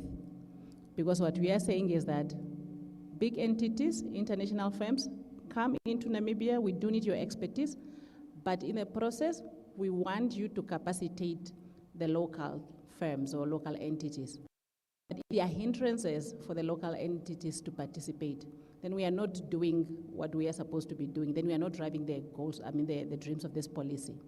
So it's good that you have mentioned that you have these issues with BIPA, non-compliances and what have you.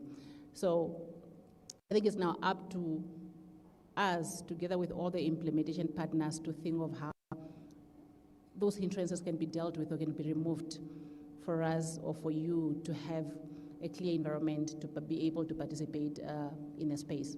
Because the idea is to have you participate in a space as Namibians. I don't know if I make sense. And for the product, if you have a product to offer to the industry, how it can be protected. I'm not sure if I have an answer to that or if that is within our jurisdiction as a ministry. I don't know if I have an answer to that. Mr. McLeod, do you want to assist? If an entity walks into the ministry, they have a specific product or good that they want to offer to the industry. How do we ensure that when they come to the ministry to tell us about their idea or their initiative they're thinking of coming up with is protected? How can we ensure, how can they have confidence in the ministry that this idea will not be stolen and given to another client that is rather protected?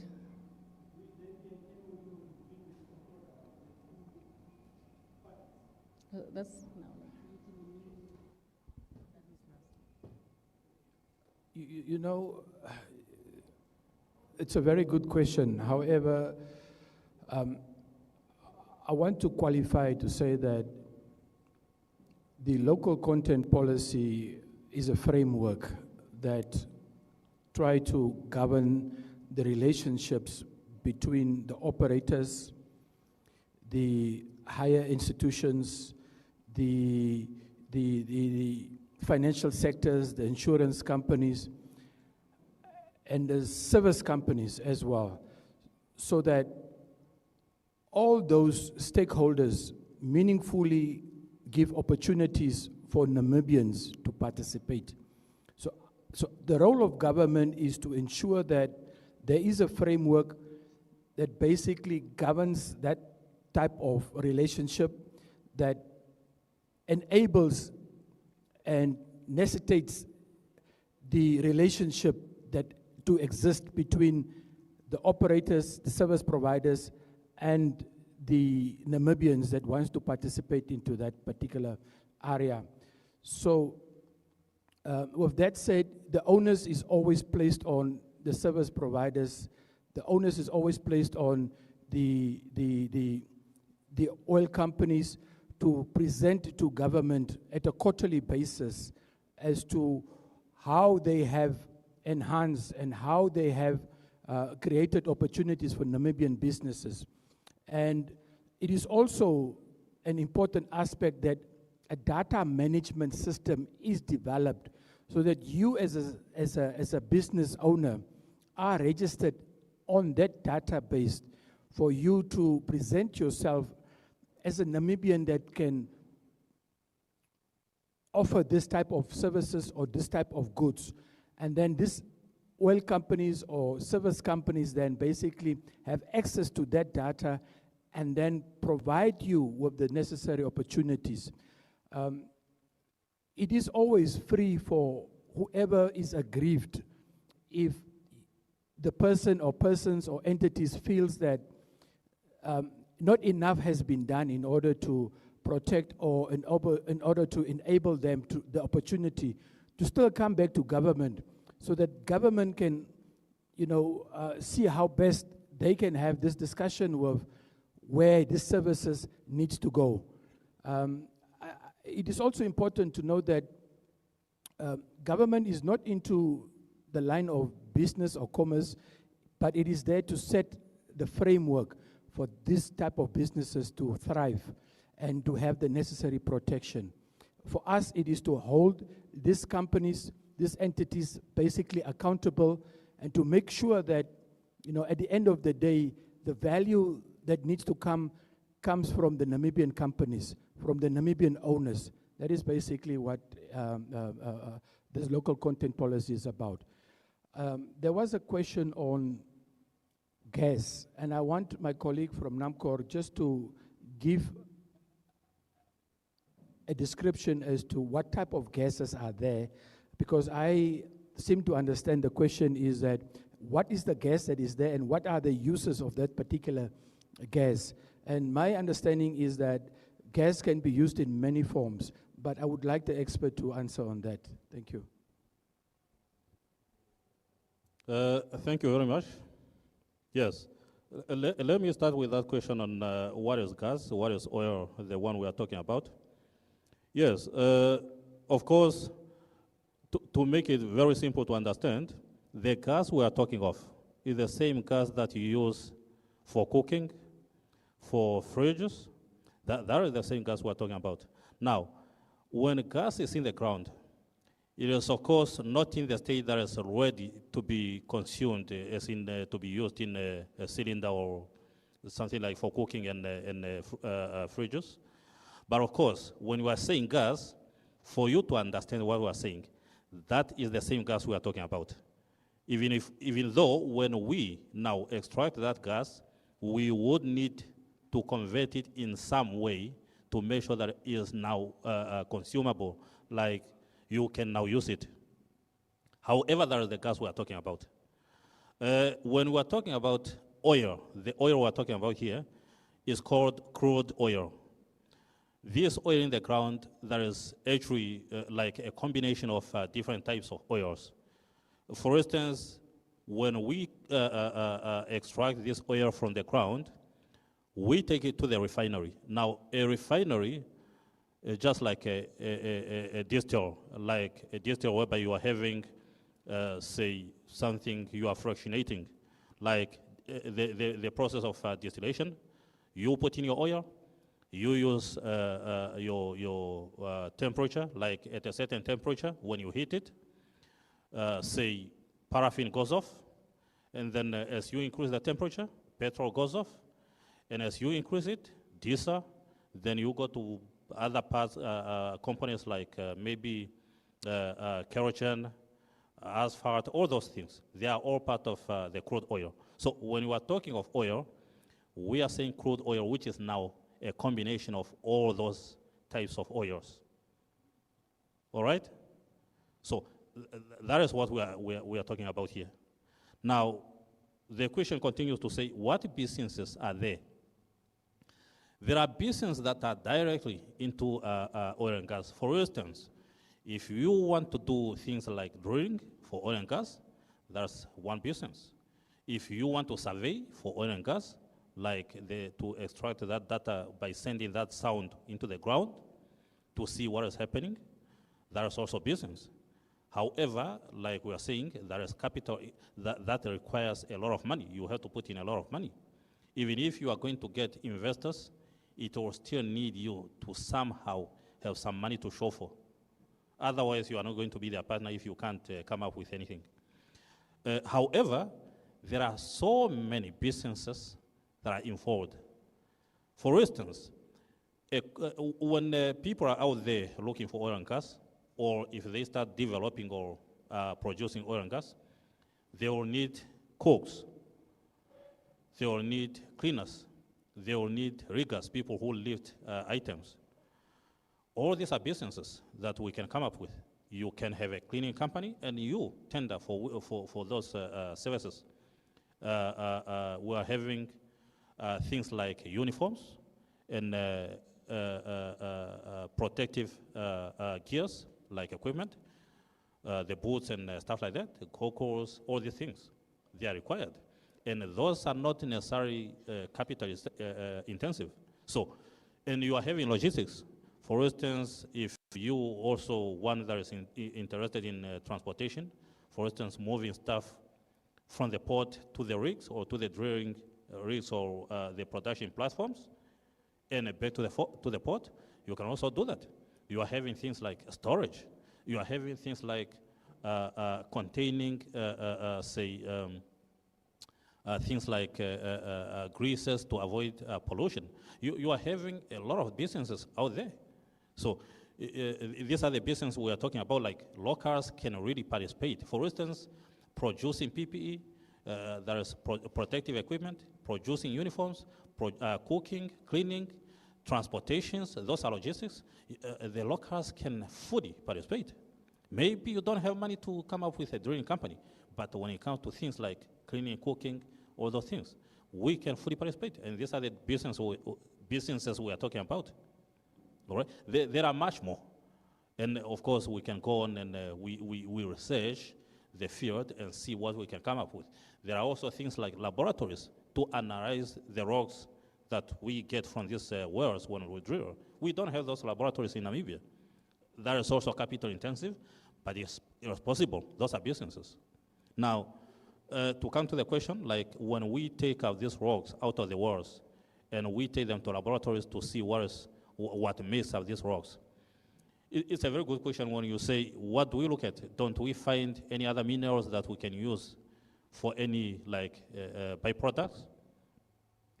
The answer is, you know, when one is looking for oil, their license is to look for oil. Just like when one is looking for diamonds, their license is to look for diamonds. So what we're saying is, as per the rules and regulations, we cannot go out there and look for oil and say if we bump into, say, phosphate, then we are going to say, oh, we can even start producing phosphate. No, we do drilling, we analyze the rocks and everything that comes up, and we report back saying, okay, this is what we have found out with our exploratory work in this basin or through this well we just drilled. And then if we found something like gas or maybe oil, then we can say, okay, we are going to see whether it is economically viable. If not, then of course we will see whether we are having more capital to continue with drilling new wells, or we are simply going to pack up and leave. Now, if we analyze these rocks and we find that these rocks contain maybe too much phosphate, which could mean there's too much phosphate wherever we are doing this drilling work, it is not what we are licensed for. We can only give the results to the respective shareholders, those that qualify to have this data, and they will know that, yes, there's a lot of phosphate in that particular area. However, because we are not licensed to do anything regarding phosphate, it is not going to be part of our concerns. Any other person who is interested in that can come and get a license to say look for phosphate. And if they get that license, they can go on and look for it. And if they find it, they can go on and produce it, if they are licensed to produce it. However, for us, with that interest for only oil and gas, we are only authorized to look for oil and gas and talk of oil and gas. Whether we find the diamonds there, we are not going to touch them. We are going to leave them out of our work. Thank you.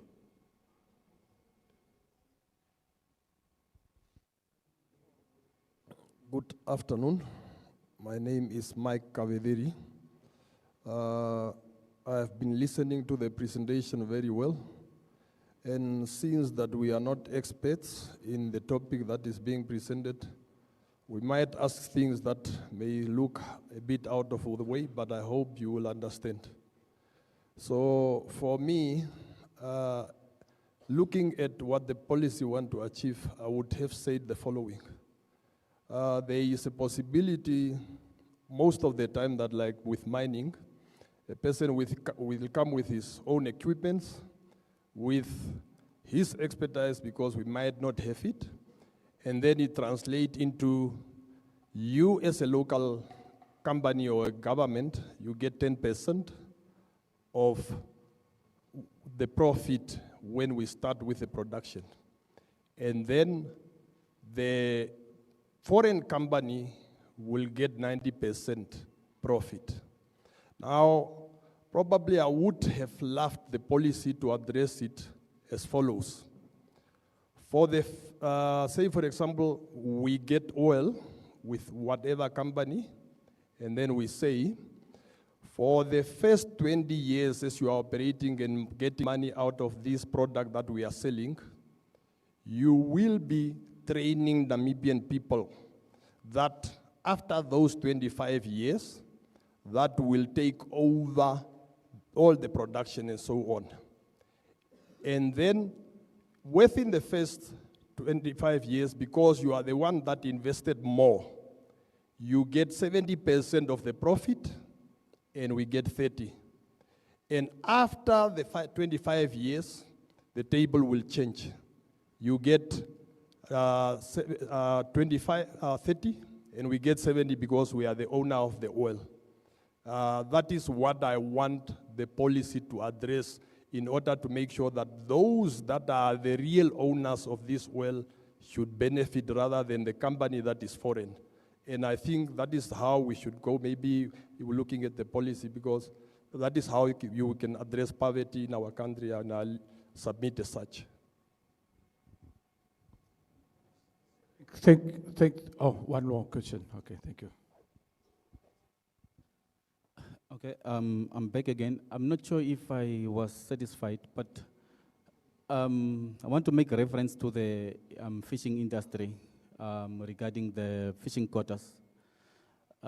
Speaking under correction, I'm not sure how the fishing quotas are located, but perhaps are they not allocated to certain Namibians, locals, and then they go in search for partnership? Maybe if anybody can answer that question. I want to reference that to the oil industry as well, because for us to be involved 100%, rather than just leaving us here in the field and looking for partners without no documentation or approval, I think it will be difficult, especially as far as we are, and will be disadvantaged than the people that are closer to the regions where the oil are, what do you call it? Discovered. Yeah, so I want to see, is there no ways that we can look at operating in a manner of fishing quotas, so that maybe allocations of quotas will be given to local Namibians, and once you have obtained a certain quota, and then you look for investors, would it not be better in that way? And then that is how we can get involved fully, rather than us looking for investors and then see if we can get partnership in that investment. And then that takes us to development of Gobabis as well. So once I start getting dividends from these operations, that is when I will come back to my place where I'm coming from, where I can build up towers like Trump Towers in the US, and then that is what would grow Gobabis actually. So that is what I'm looking at. Thank you. Thank you so much. Let me try to address those two questions. On the issue of training of Namibians, the government, through the Petro Fund, has already started and training Namibians, and that has taken place way even before oil has been discovered. We always knew that a time would come for us to have these discoveries. There was foresight into that, and Now we found ourselves with the likes of Total, Shell, etc., having made the discoveries. So we shouldn't wait until 25 years for our Namibians to take over. I think we should systematically already, as we are progressing, on a phased basis, allow Namibians to take over. And that is why we have trained Namibians, and that is why we continue to train Namibians. If you look at the local content on the implementation plan, it refers to there is an expatriate who is the skilled person, and under him there should be what we call in the layman's term a understudy, a Namibian. And that Namibian should be basically brought in to also understand and appreciate and learn the values of the sector. And in that process, eventually the Namibian should take over as the head on whatever executive position, because he is then qualified, he's experienced, and he has the necessary knowledge in order to participate meaningfully as a Namibian, adding value to this sector. So it is something that we envisage to take place not after 25 years, but during the course as the industry grows. That is our aspiration. If I may just share my experience, before I joined the office of the presidency, I worked in the private sector for an oil and gas company called Chevron Namibia. I got a qualification of an oil and gas expert from the University of Aberdeen. And because of that qualification, because of that experience, I was able to work for that oil company. However, the need then exists for me to contribute into government from my experience, from my qualifications, hence why I joined the office of the president. So it's just to show that, you know, we don't need to wait 25 years.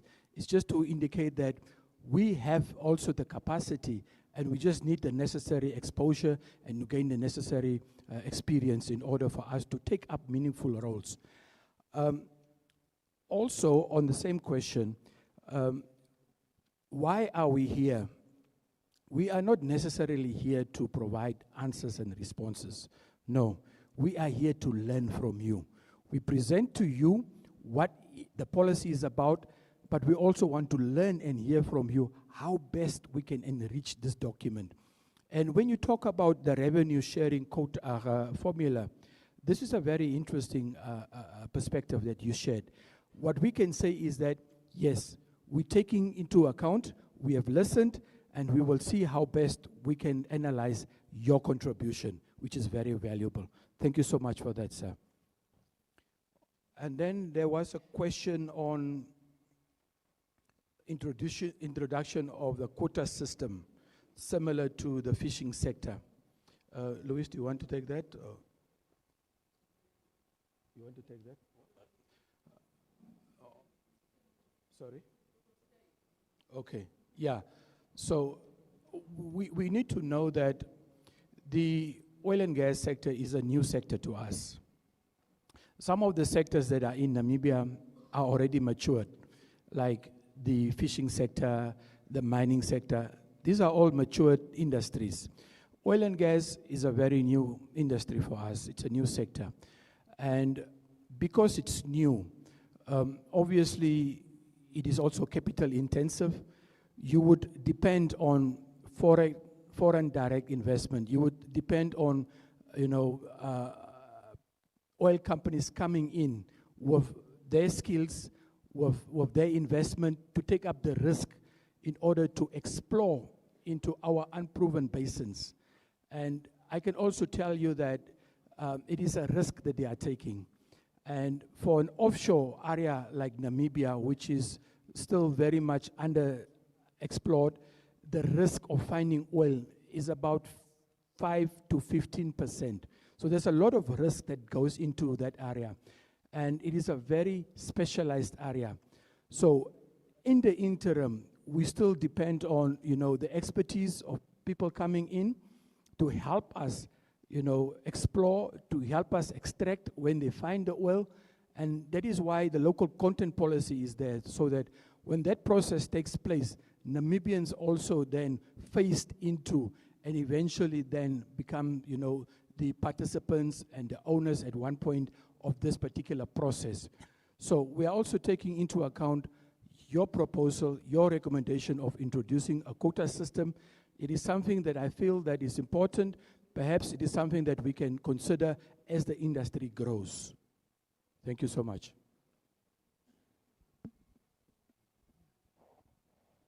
I think I wanted to add to the question on the targets.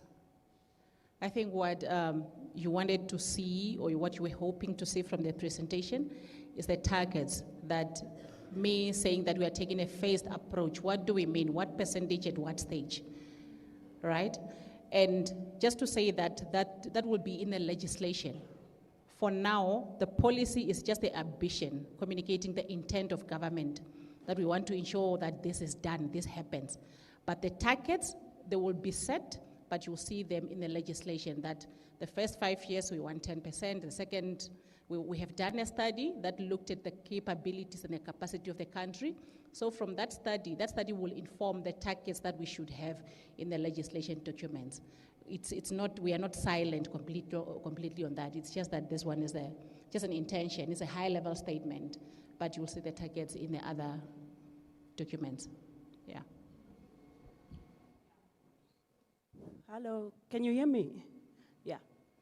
Her Worship, Presidential Advisor, and our experts on the subject matter, all protocol observed. I think my take is more on the definition of local content, the way you have tried to sketch it there. Well, I understand we live in a unitary state, that's true, but again, our country has contrasting beauty. It has unique natural endowments, and this thing of tying the local content to a country-specific matter, I think that it's still not gonna trigger on the ground. It's not gonna reflect on the social realities of Gobabis, for example. I think you should add another layer of a region-specific too, when it comes to job creations and those things. If we just keep it blank, still we will find a larger chunk of people, of Gobabis, who are being exploited. I think most of the issues were raised with the previous session, where the local people don't get to participate in this economic activity, so to speak. So that was my comment.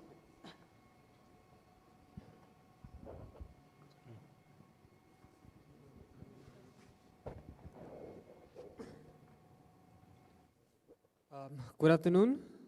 My name is Imogavan Namasep. I am the CEO of INR Investment CC.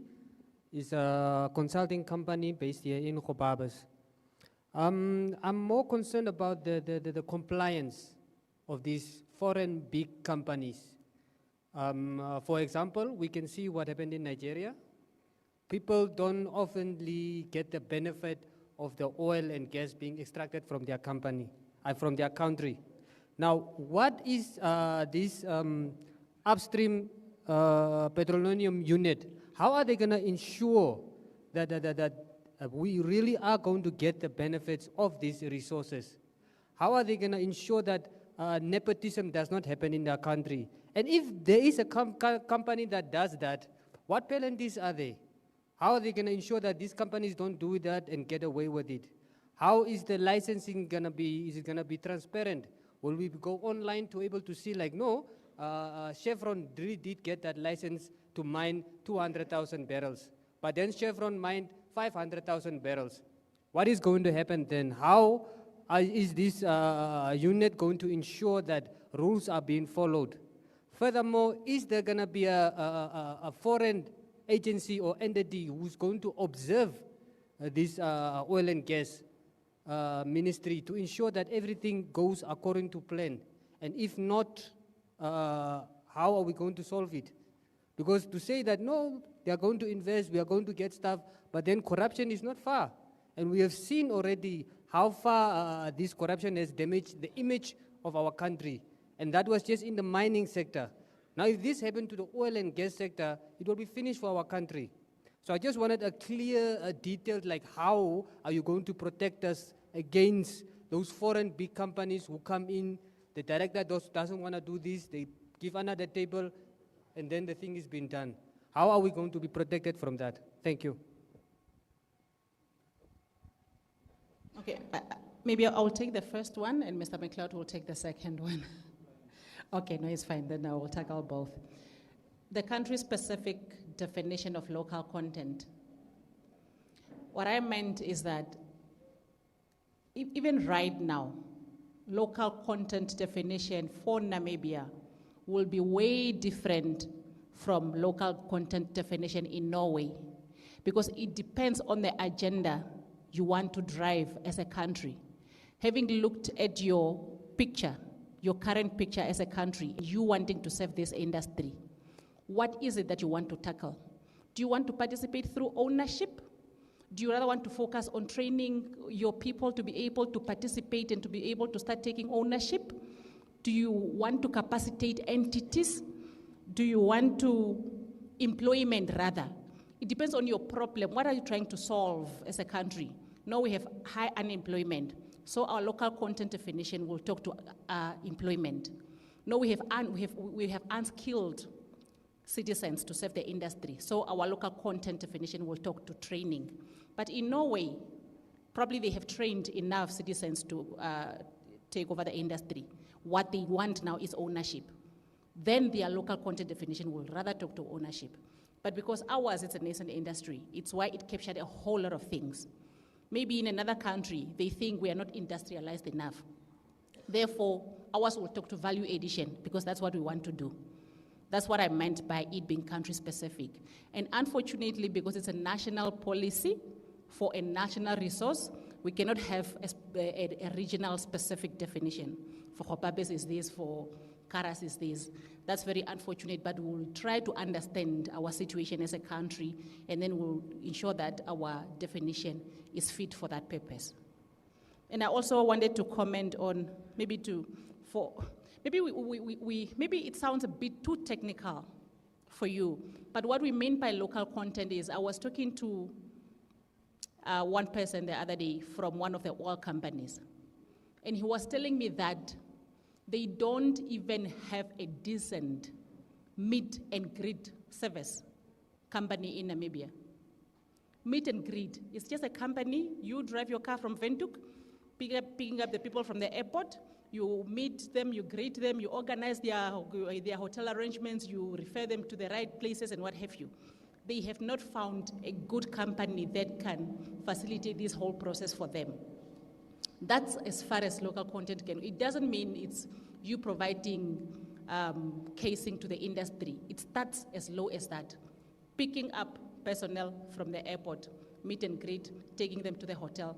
They have not found a decent company to do that.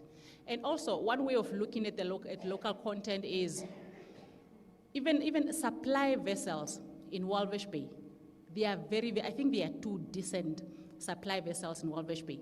Vessels that supplies these drilling ships with food, with the casings, with whatever materials they need. And of course, it's a bit expensive for one entity to buy such. But how about looking at it from a perspective of maybe 10 people, 10 of us, we come together, we see how we source the funds, and we procure this, and we are in partnership, or even 20 of us, we come together, we procure this specific or whatever that is required for the industry, and we serve the industry. So we must also do away with thinking it's capital intensive, therefore I cannot do it. How about partnering with 10 other people? And on the compliance, it's a legitimate concern. Oh, you are here, I thought you have left. It is a legitimate concern.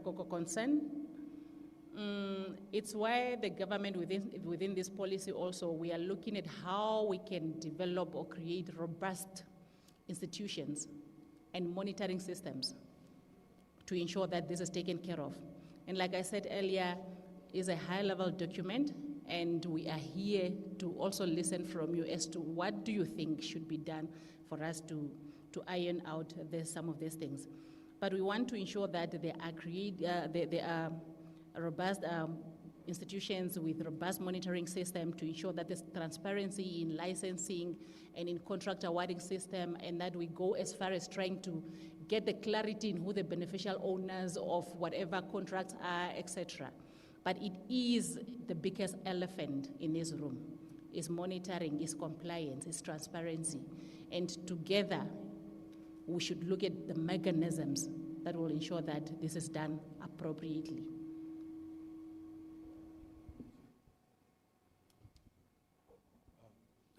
Let me just add to that. You see, yeah, the policy talks about monitoring, right? But I think what you want to know is that how, in practical terms, is that going to take place? Yeah? We can have the policy talks about monitoring and compliance, etc. But how do we ensure that what is in the policy is actually implemented? Because sometimes there's a saying that Namibia has beautiful policies, but when it comes to implementation, that is where the problem is. So let me address that particular aspect. So under this unit, there will be a department that specifically caters for inspections, right? So the inspectorate are people that are trained, people that will be vested with the interest of going after these oil companies, going after these service companies with checklist, with, you know, the view of ensuring that whatever they are doing speaks to whatever they are committed to. So this is a dedicated department trained with officials that will be there as the watchdogs. On top of that, there's also an obligation of the oil companies to present on a quarterly basis reports to the government during meetings, where they have to report and indicate to us as to what they have achieved, what they have done in order to meet those requirements that we have meted out to them. And then we will then use those reports to do a compliance check as well. So, and then on the issue of the oil, how do we know that if an oil of 2,000 barrels is really the value of what is being extracted as opposed to them extracting 5,000 barrels and we don't know? Now that goes to metering. Metering is a system where there is a checks and balances, where you basically have a system, whatever comes through the wellhead is metered. It's metered, so it's almost like the meter system that you have for water. When the water flows, it counts, right? So you have a metering system also, that as the oil is flowing, it is metered, and based on that, you can then calculate as to how much oil has been extracted. Maybe my colleague from NAMCOR can shed more light on the metering system, but it is in place. It's not something that Namibia will invent. It has been there all over the world in terms of ensuring that the value that is extracted is accounted for. Thank you. Yes, I would shed more light on that. I, however, wouldn't want to get you lost. But the thing is, in simple terms, we are simply measuring from the well. First of all, when we are producing oil or gas, we are having pipes that are coming from the ground to wherever we are storing this oil or gas. And then we are having pipes that are coming from where we are storing it into the transportation vessels that are moving this oil to where this oil is refined. And then again, after this oil comes in, for instance, when oil is coming into Namibia, now it is refined, so it is coming back as maybe petrol or diesel. Again, it is transferred from a ship, the carrier into the pipes that lead to where it is going to be stored or to where it is stored for distribution. Now, at each point, you measure how much oil or gas is taken, for instance, from the ground to the floating facility that stores what is coming out of the ground. So, as it is coming out of the ground, you already know the cubic meters of what is coming out of the ground. And even as you are moving it to wherever it is going to be refined, again, you are having meters that are measuring how much of it is going. Everywhere you are moving this one, everywhere you are moving either gas or oil, you are having meters to measure how much of it is being moved. Now, let's say it is now being moved, we are selling it. If you are selling it, you are having a tap. Now, at that tap, just like he said, you are having a meter that measures. It's a meter. When he's saying metering, he is simply saying you are actually measuring how much you are giving away. Now, on the economic side of it, you know your price per cubic meter. So, if I come to you, say, with a bucket that is about maybe 100 cubic meters, and then I fill it with oil from your tap, you see, and you are having a meter on your tap that counts or that calculates how much I have transferred from your tap into my container. Then, of course, you will be able to tell that, okay, if I have only put 50 cubic meters of, say, oil into my bucket from your tap, then that means it equals how much money in terms of what I should pay you. Are you getting that? So when he's talking about metering, he's simply saying, of course, you are having a system that is going to calculate how much you are giving away, and therefore how much you should receive in terms of money. That is simply it. Thank you.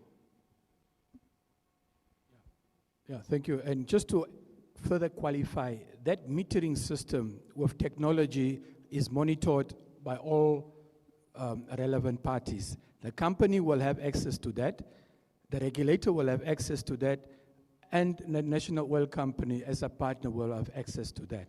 So there won't be an issue of cheating. Thank you. My name is Alvaro Gonçalves. I'm the Talamaco CEO. Talamaco is a registered Namibian company who provide end-to-end upstream logistics services. So starting from procurement, warehousing, inventory management, distribution, vessel husbandry services, and catering. So I would like to thank RIL for the document that we are discussing. And I've taken a few points and which are really valuable. I had two suggestions to contribute, but one I'm already overlapped, so the answer has been provided. So I would like just to go back to creating protective laws for the Namibian services and goods. When I'm talking about the protective laws, I know that we are in a global world, but there are some services that really need to be protected. Let me say, for example, Namibia is producing cattle, so they are the most beef producer. So there's no need in an oil and gas company to come and start importing beef to send offshore. So it should be a law to protect that everything that Namibia produces, that Namibia is capable to offer to the oil and gas industry, so that product has to be protected. If someone wants to import, so he has to feel the penalties like high taxes, so that it can dismobilize those people to import them. So if we do that, then we are protecting our goods and services so that you can even now start participating in local content. Thank you.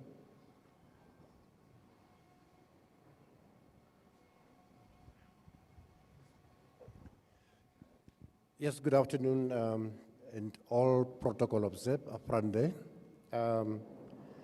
My name is Moses Merira. I'm a retired former broadcaster, currently a researcher on naturalism. The president says that nobody should go hungry nobody should go to bed on a hungry stomach because of all the natural resources that we possess as a country, and that's true.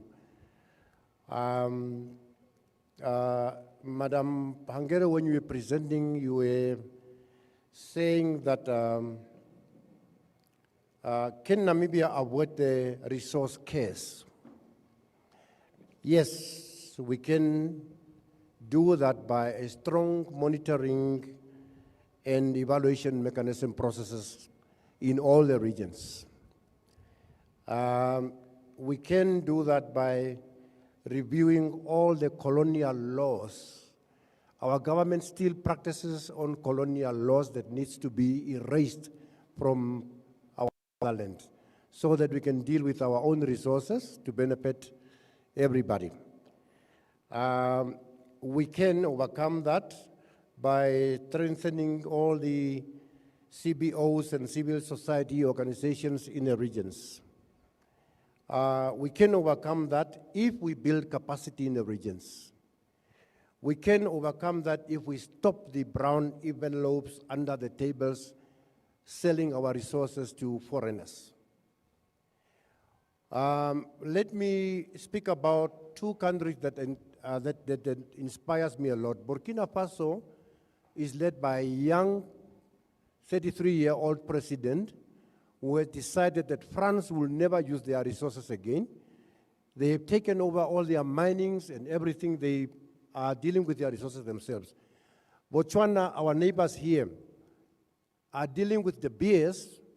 They have gone 50-50, or otherwise the bears should leave their resources in their own hands.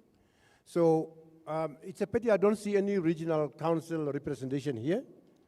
I don't see the governor here, so I don't know, maybe Madam the mayor, you are responding. You are taking care of their absence.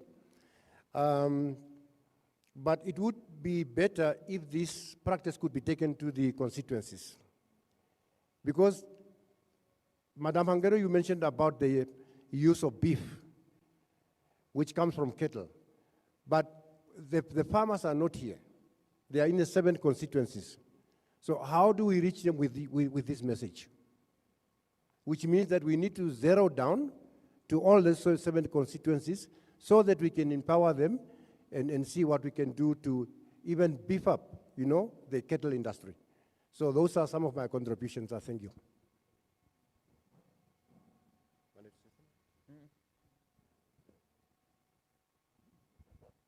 Unfortunately, we have to take the last question, but there will be an email address provided that you can still send.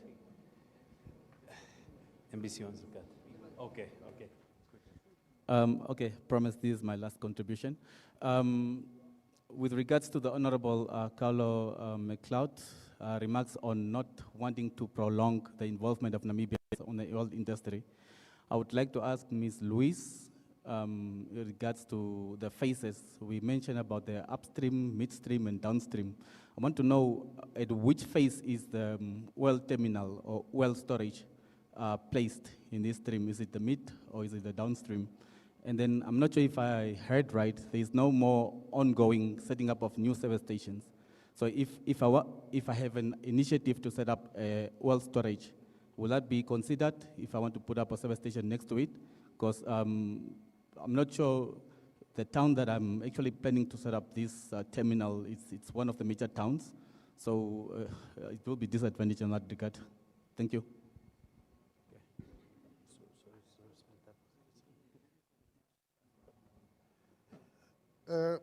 Let me thank you for answering our few questions, even though some of them were not elaborate and in detail.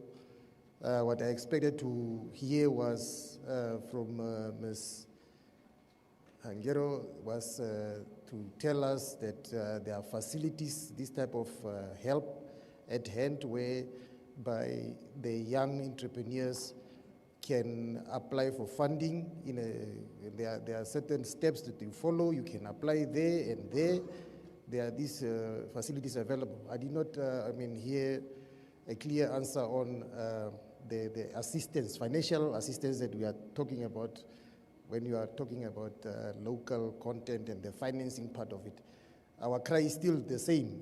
Our cry is still that we need to be capacitated through funding so that we can develop our businesses in this industry. The other thing is also on that, my interest is in the gas, especially the LPG gas that I see is only being carried out by the whites everywhere. And I try to find out how is this industry so closed that it's only them that have the access to the market.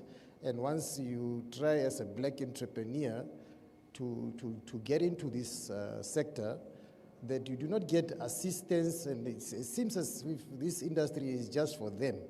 I mean, Afrox and Central Gas and all these other gas companies that are there do not actually provide you with assistance to say, no, let's welcome the young guy to the playing field so that we can also resell LPG gas in our communities, far away areas.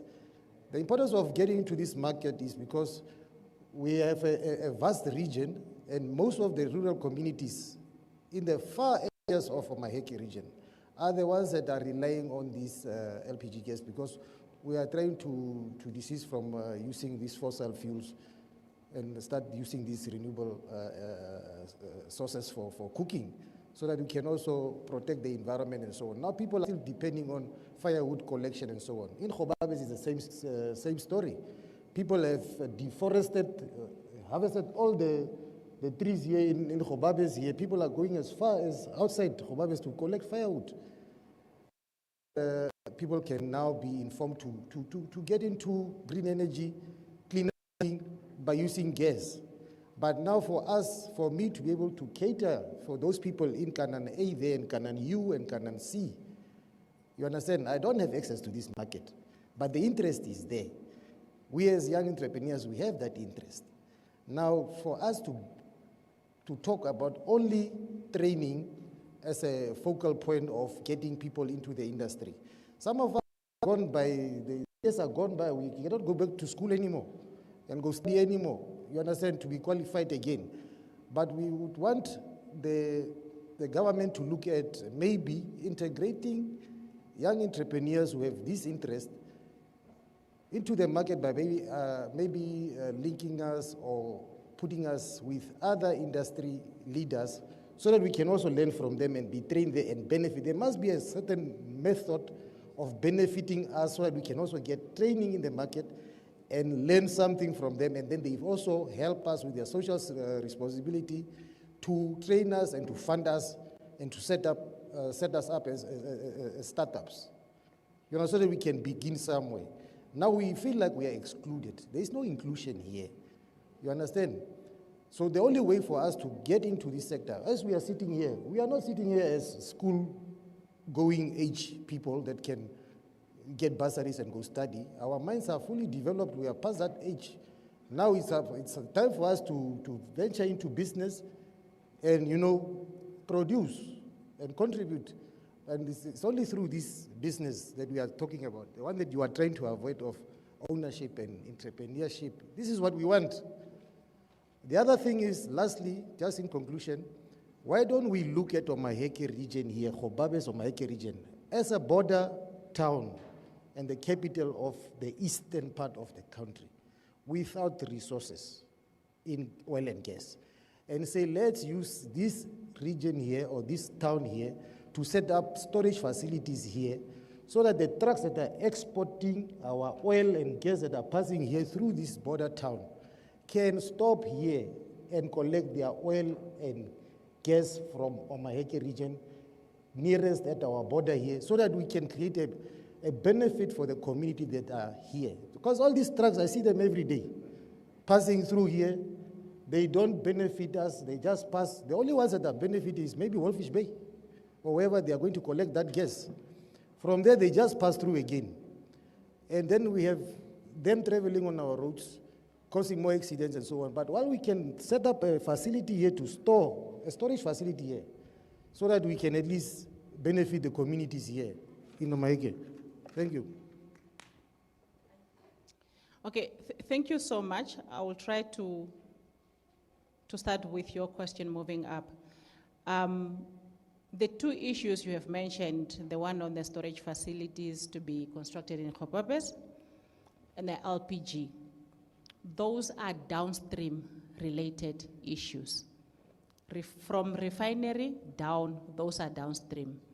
The upstream petroleum unit is responsible for the upstream matters, but I can try and assist, especially with regard to the LPG. For the storage facility, I'm sure this is a live stream. Probably the custodians are listening, and they will see how they can take that into their consideration. For the LPG, it's open for anyone to participate in that business if you are willing, because it's currently not regulated by the Ministry of Industries, Mines and Energy, like diesel and petrol.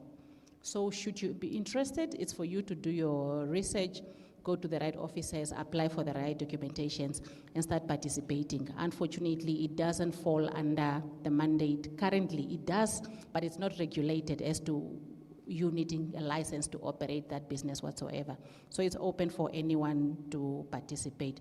So I urge you to just do your homework and do what needs to be done, because you do not need a license to do that. And for the funding, there's, Mr. McLeod mentioned earlier on that Petrofund has been training Namibians ever since, even before we discovered oil and gas. And today they have trained over 400 Namibians. And even currently, as we are speaking now, they have a bursary opportunity open, closing on the 7th of October. So if you can just go on the Petrofund website, there are a lot of scholarships for those that qualify, so for the youth, of the young ones that wants to take that opportunity. And if you want to participate as a business, the Upstream Petroleum Unit is also planning to develop a database where we will have all the Namibian entities that are able to serve the industry registered on. So that will be advertised or will be publicized openly once it happens. So if you can just keep your eye on that, once the database is up, we will make sure that every Namibian is aware of this and that they register on this database for access for all these oil companies to know where to go if they are looking for service providers. And that's now where we will start looking at what do we have available in Namibia and what needs help, what capacity do we need to develop. Because this capacity is not only about this company qualifying to conduct these businesses through the right qualifications required. It's also sometimes you have an able company or an able entity, but it's not meeting the safety standards or the quality standards. So this will all be the initiatives of the Upstream Petroleum Unit as to ensure that we capacitate our entities, the local entities, to meet the standards that are required, quality standards, safety standards whatsoever, for them to be able to participate. So that will be coming in future, and it will be in partnership between the unit, obviously, and the industry. The oil terminal, if the storage is for refined products, it's definitely a downstream industry, and that those licenses are open. You can apply. The moratorium for wholesale licenses was removed last year, if I'm not mistaken. So you can apply for a wholesale license or for a terminal. It's only the downstream, the retail that is still closed. But again, that's the mandate of Ministry of Industries, Mines and Energy, which is responsible for the downstream part of business. The upstream unit is only for upstream, which is exploration, development, and production. Constituencies engagement, we take note. And there was a suggestion that we should ring-fence or reserve some services only for the Namibian entities. I think that's a good contribution, and it is our intent to ensure that we ring-fence some of the low-hanging fruits should be only, like the meet and greet I'm talking about. We do not want an international firm to come and do meet and greet, airport shuttling for Namibia. We are ensuring that there are services that are only ring-fenced for Namibians, because the same is also done for roles. All the unskilled roles in this petroleum industry are all reserved for the Namibians. We do not want a cleaner that will be coming from Singapore. So it's a good contribution, and it is, of course, under consideration. We are just trying to study and understand our capabilities, and then we'll ensure that where we are capable, we only reserve to the Namibians. Yeah. I don't know if Mr. McLeod wants to comment on the contribution by Mr. Yeah. Of course, there is luck in being last, and we're trying to learn from all these good experiences, like the example of Botswana and the other country that you mentioned, Burkina Faso that you mentioned. It's not an easy game, it's a journey, and we're learning in the process. But we must also be happy that we are at least proactive. Angola found their oil made discoveries in the 1950s, but they only came up with their first local content decree in the 2000s. That same applies to Nigeria. Yeah, I can't hear you, but yeah. So those were good comments or good contributions, yeah. Thank you so much, Mrs. Zangero. I think your answers were very elaborative and very good. I just want to, before we conclude with the program, just to say thank you to the community of Gobabis. I will hand you now over to the facilitator who will introduce the mayor for our last part on the closing remarks. Can we just give ourselves a hand for all these contributions? Thank you so much.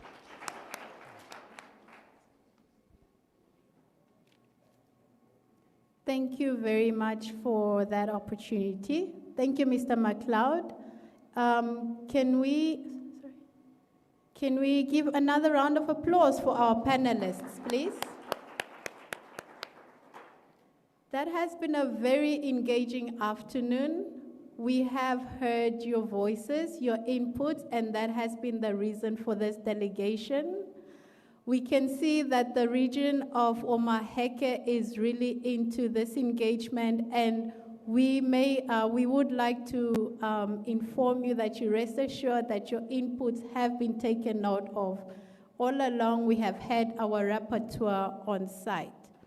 Without further ado, I would like to welcome the Mayor, Her Worship Mayor Melba Shodho Ngoro, Mayor of Gobabis, for the closing remarks.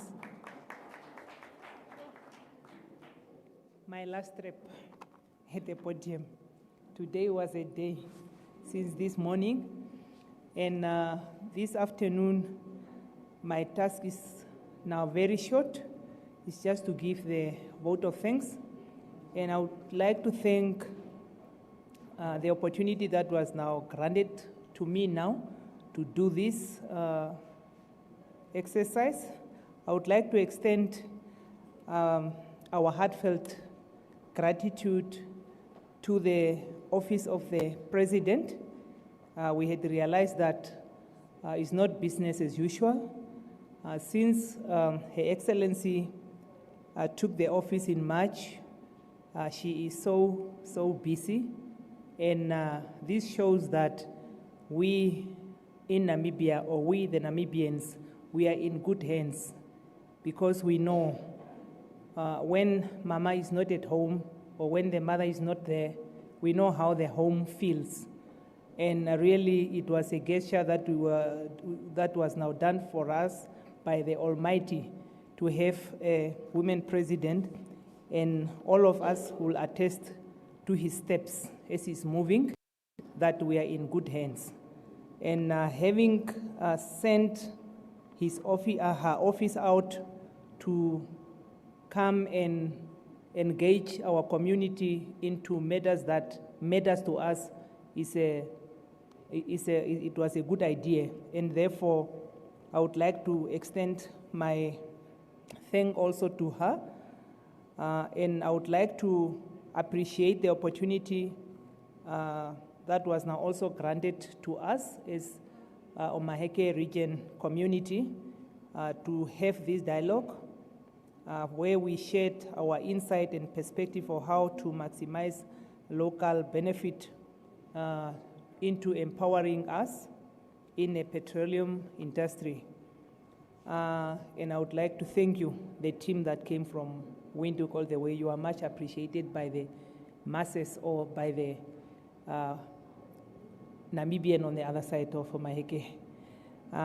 To my fellow participant, thank you very much for your active engagement and the valuable contribution that you had shown this afternoon. Your input is undoubtedly shape the future of the petroleum industry, because your contribution was also, it did make sense here and there, and they know, because they had, I know they crafted everything that came out of our mouth, because it was, it had made a difference. And let me also thank the organizer of this event for the effort you put in facilitating this platform. We are looking forward in seeing the outcome of the consultation being reflected in a final policy. We are going to look here and there of what our contribution had made. Let me conclude by saying, let us continue towards the prosperous and sustainable future of our Namibia in a petroleum industry. I thank you.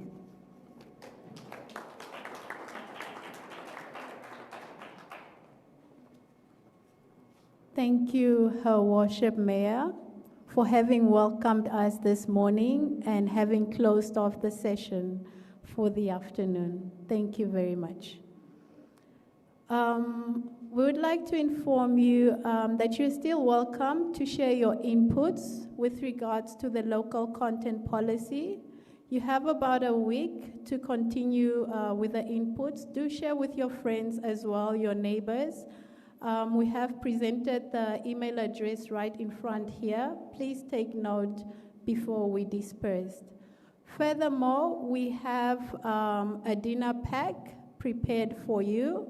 Please remain seated and it will be served to you shortly after. May we please rise for the anthem.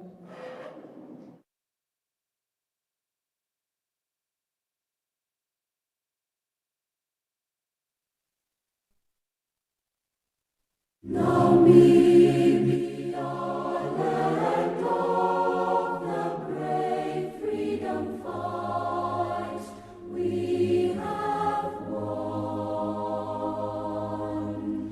Glory to their bravery, whose blood waters our freedom. We give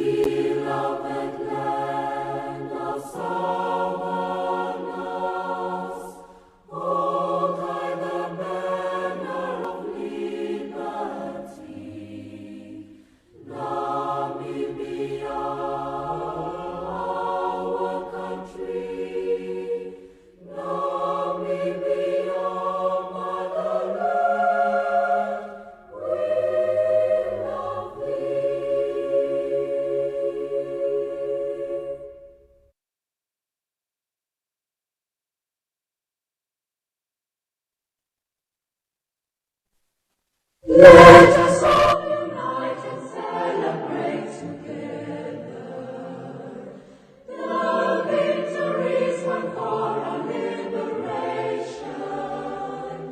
Let us dedicate ourselves to rise together to defend our liberty.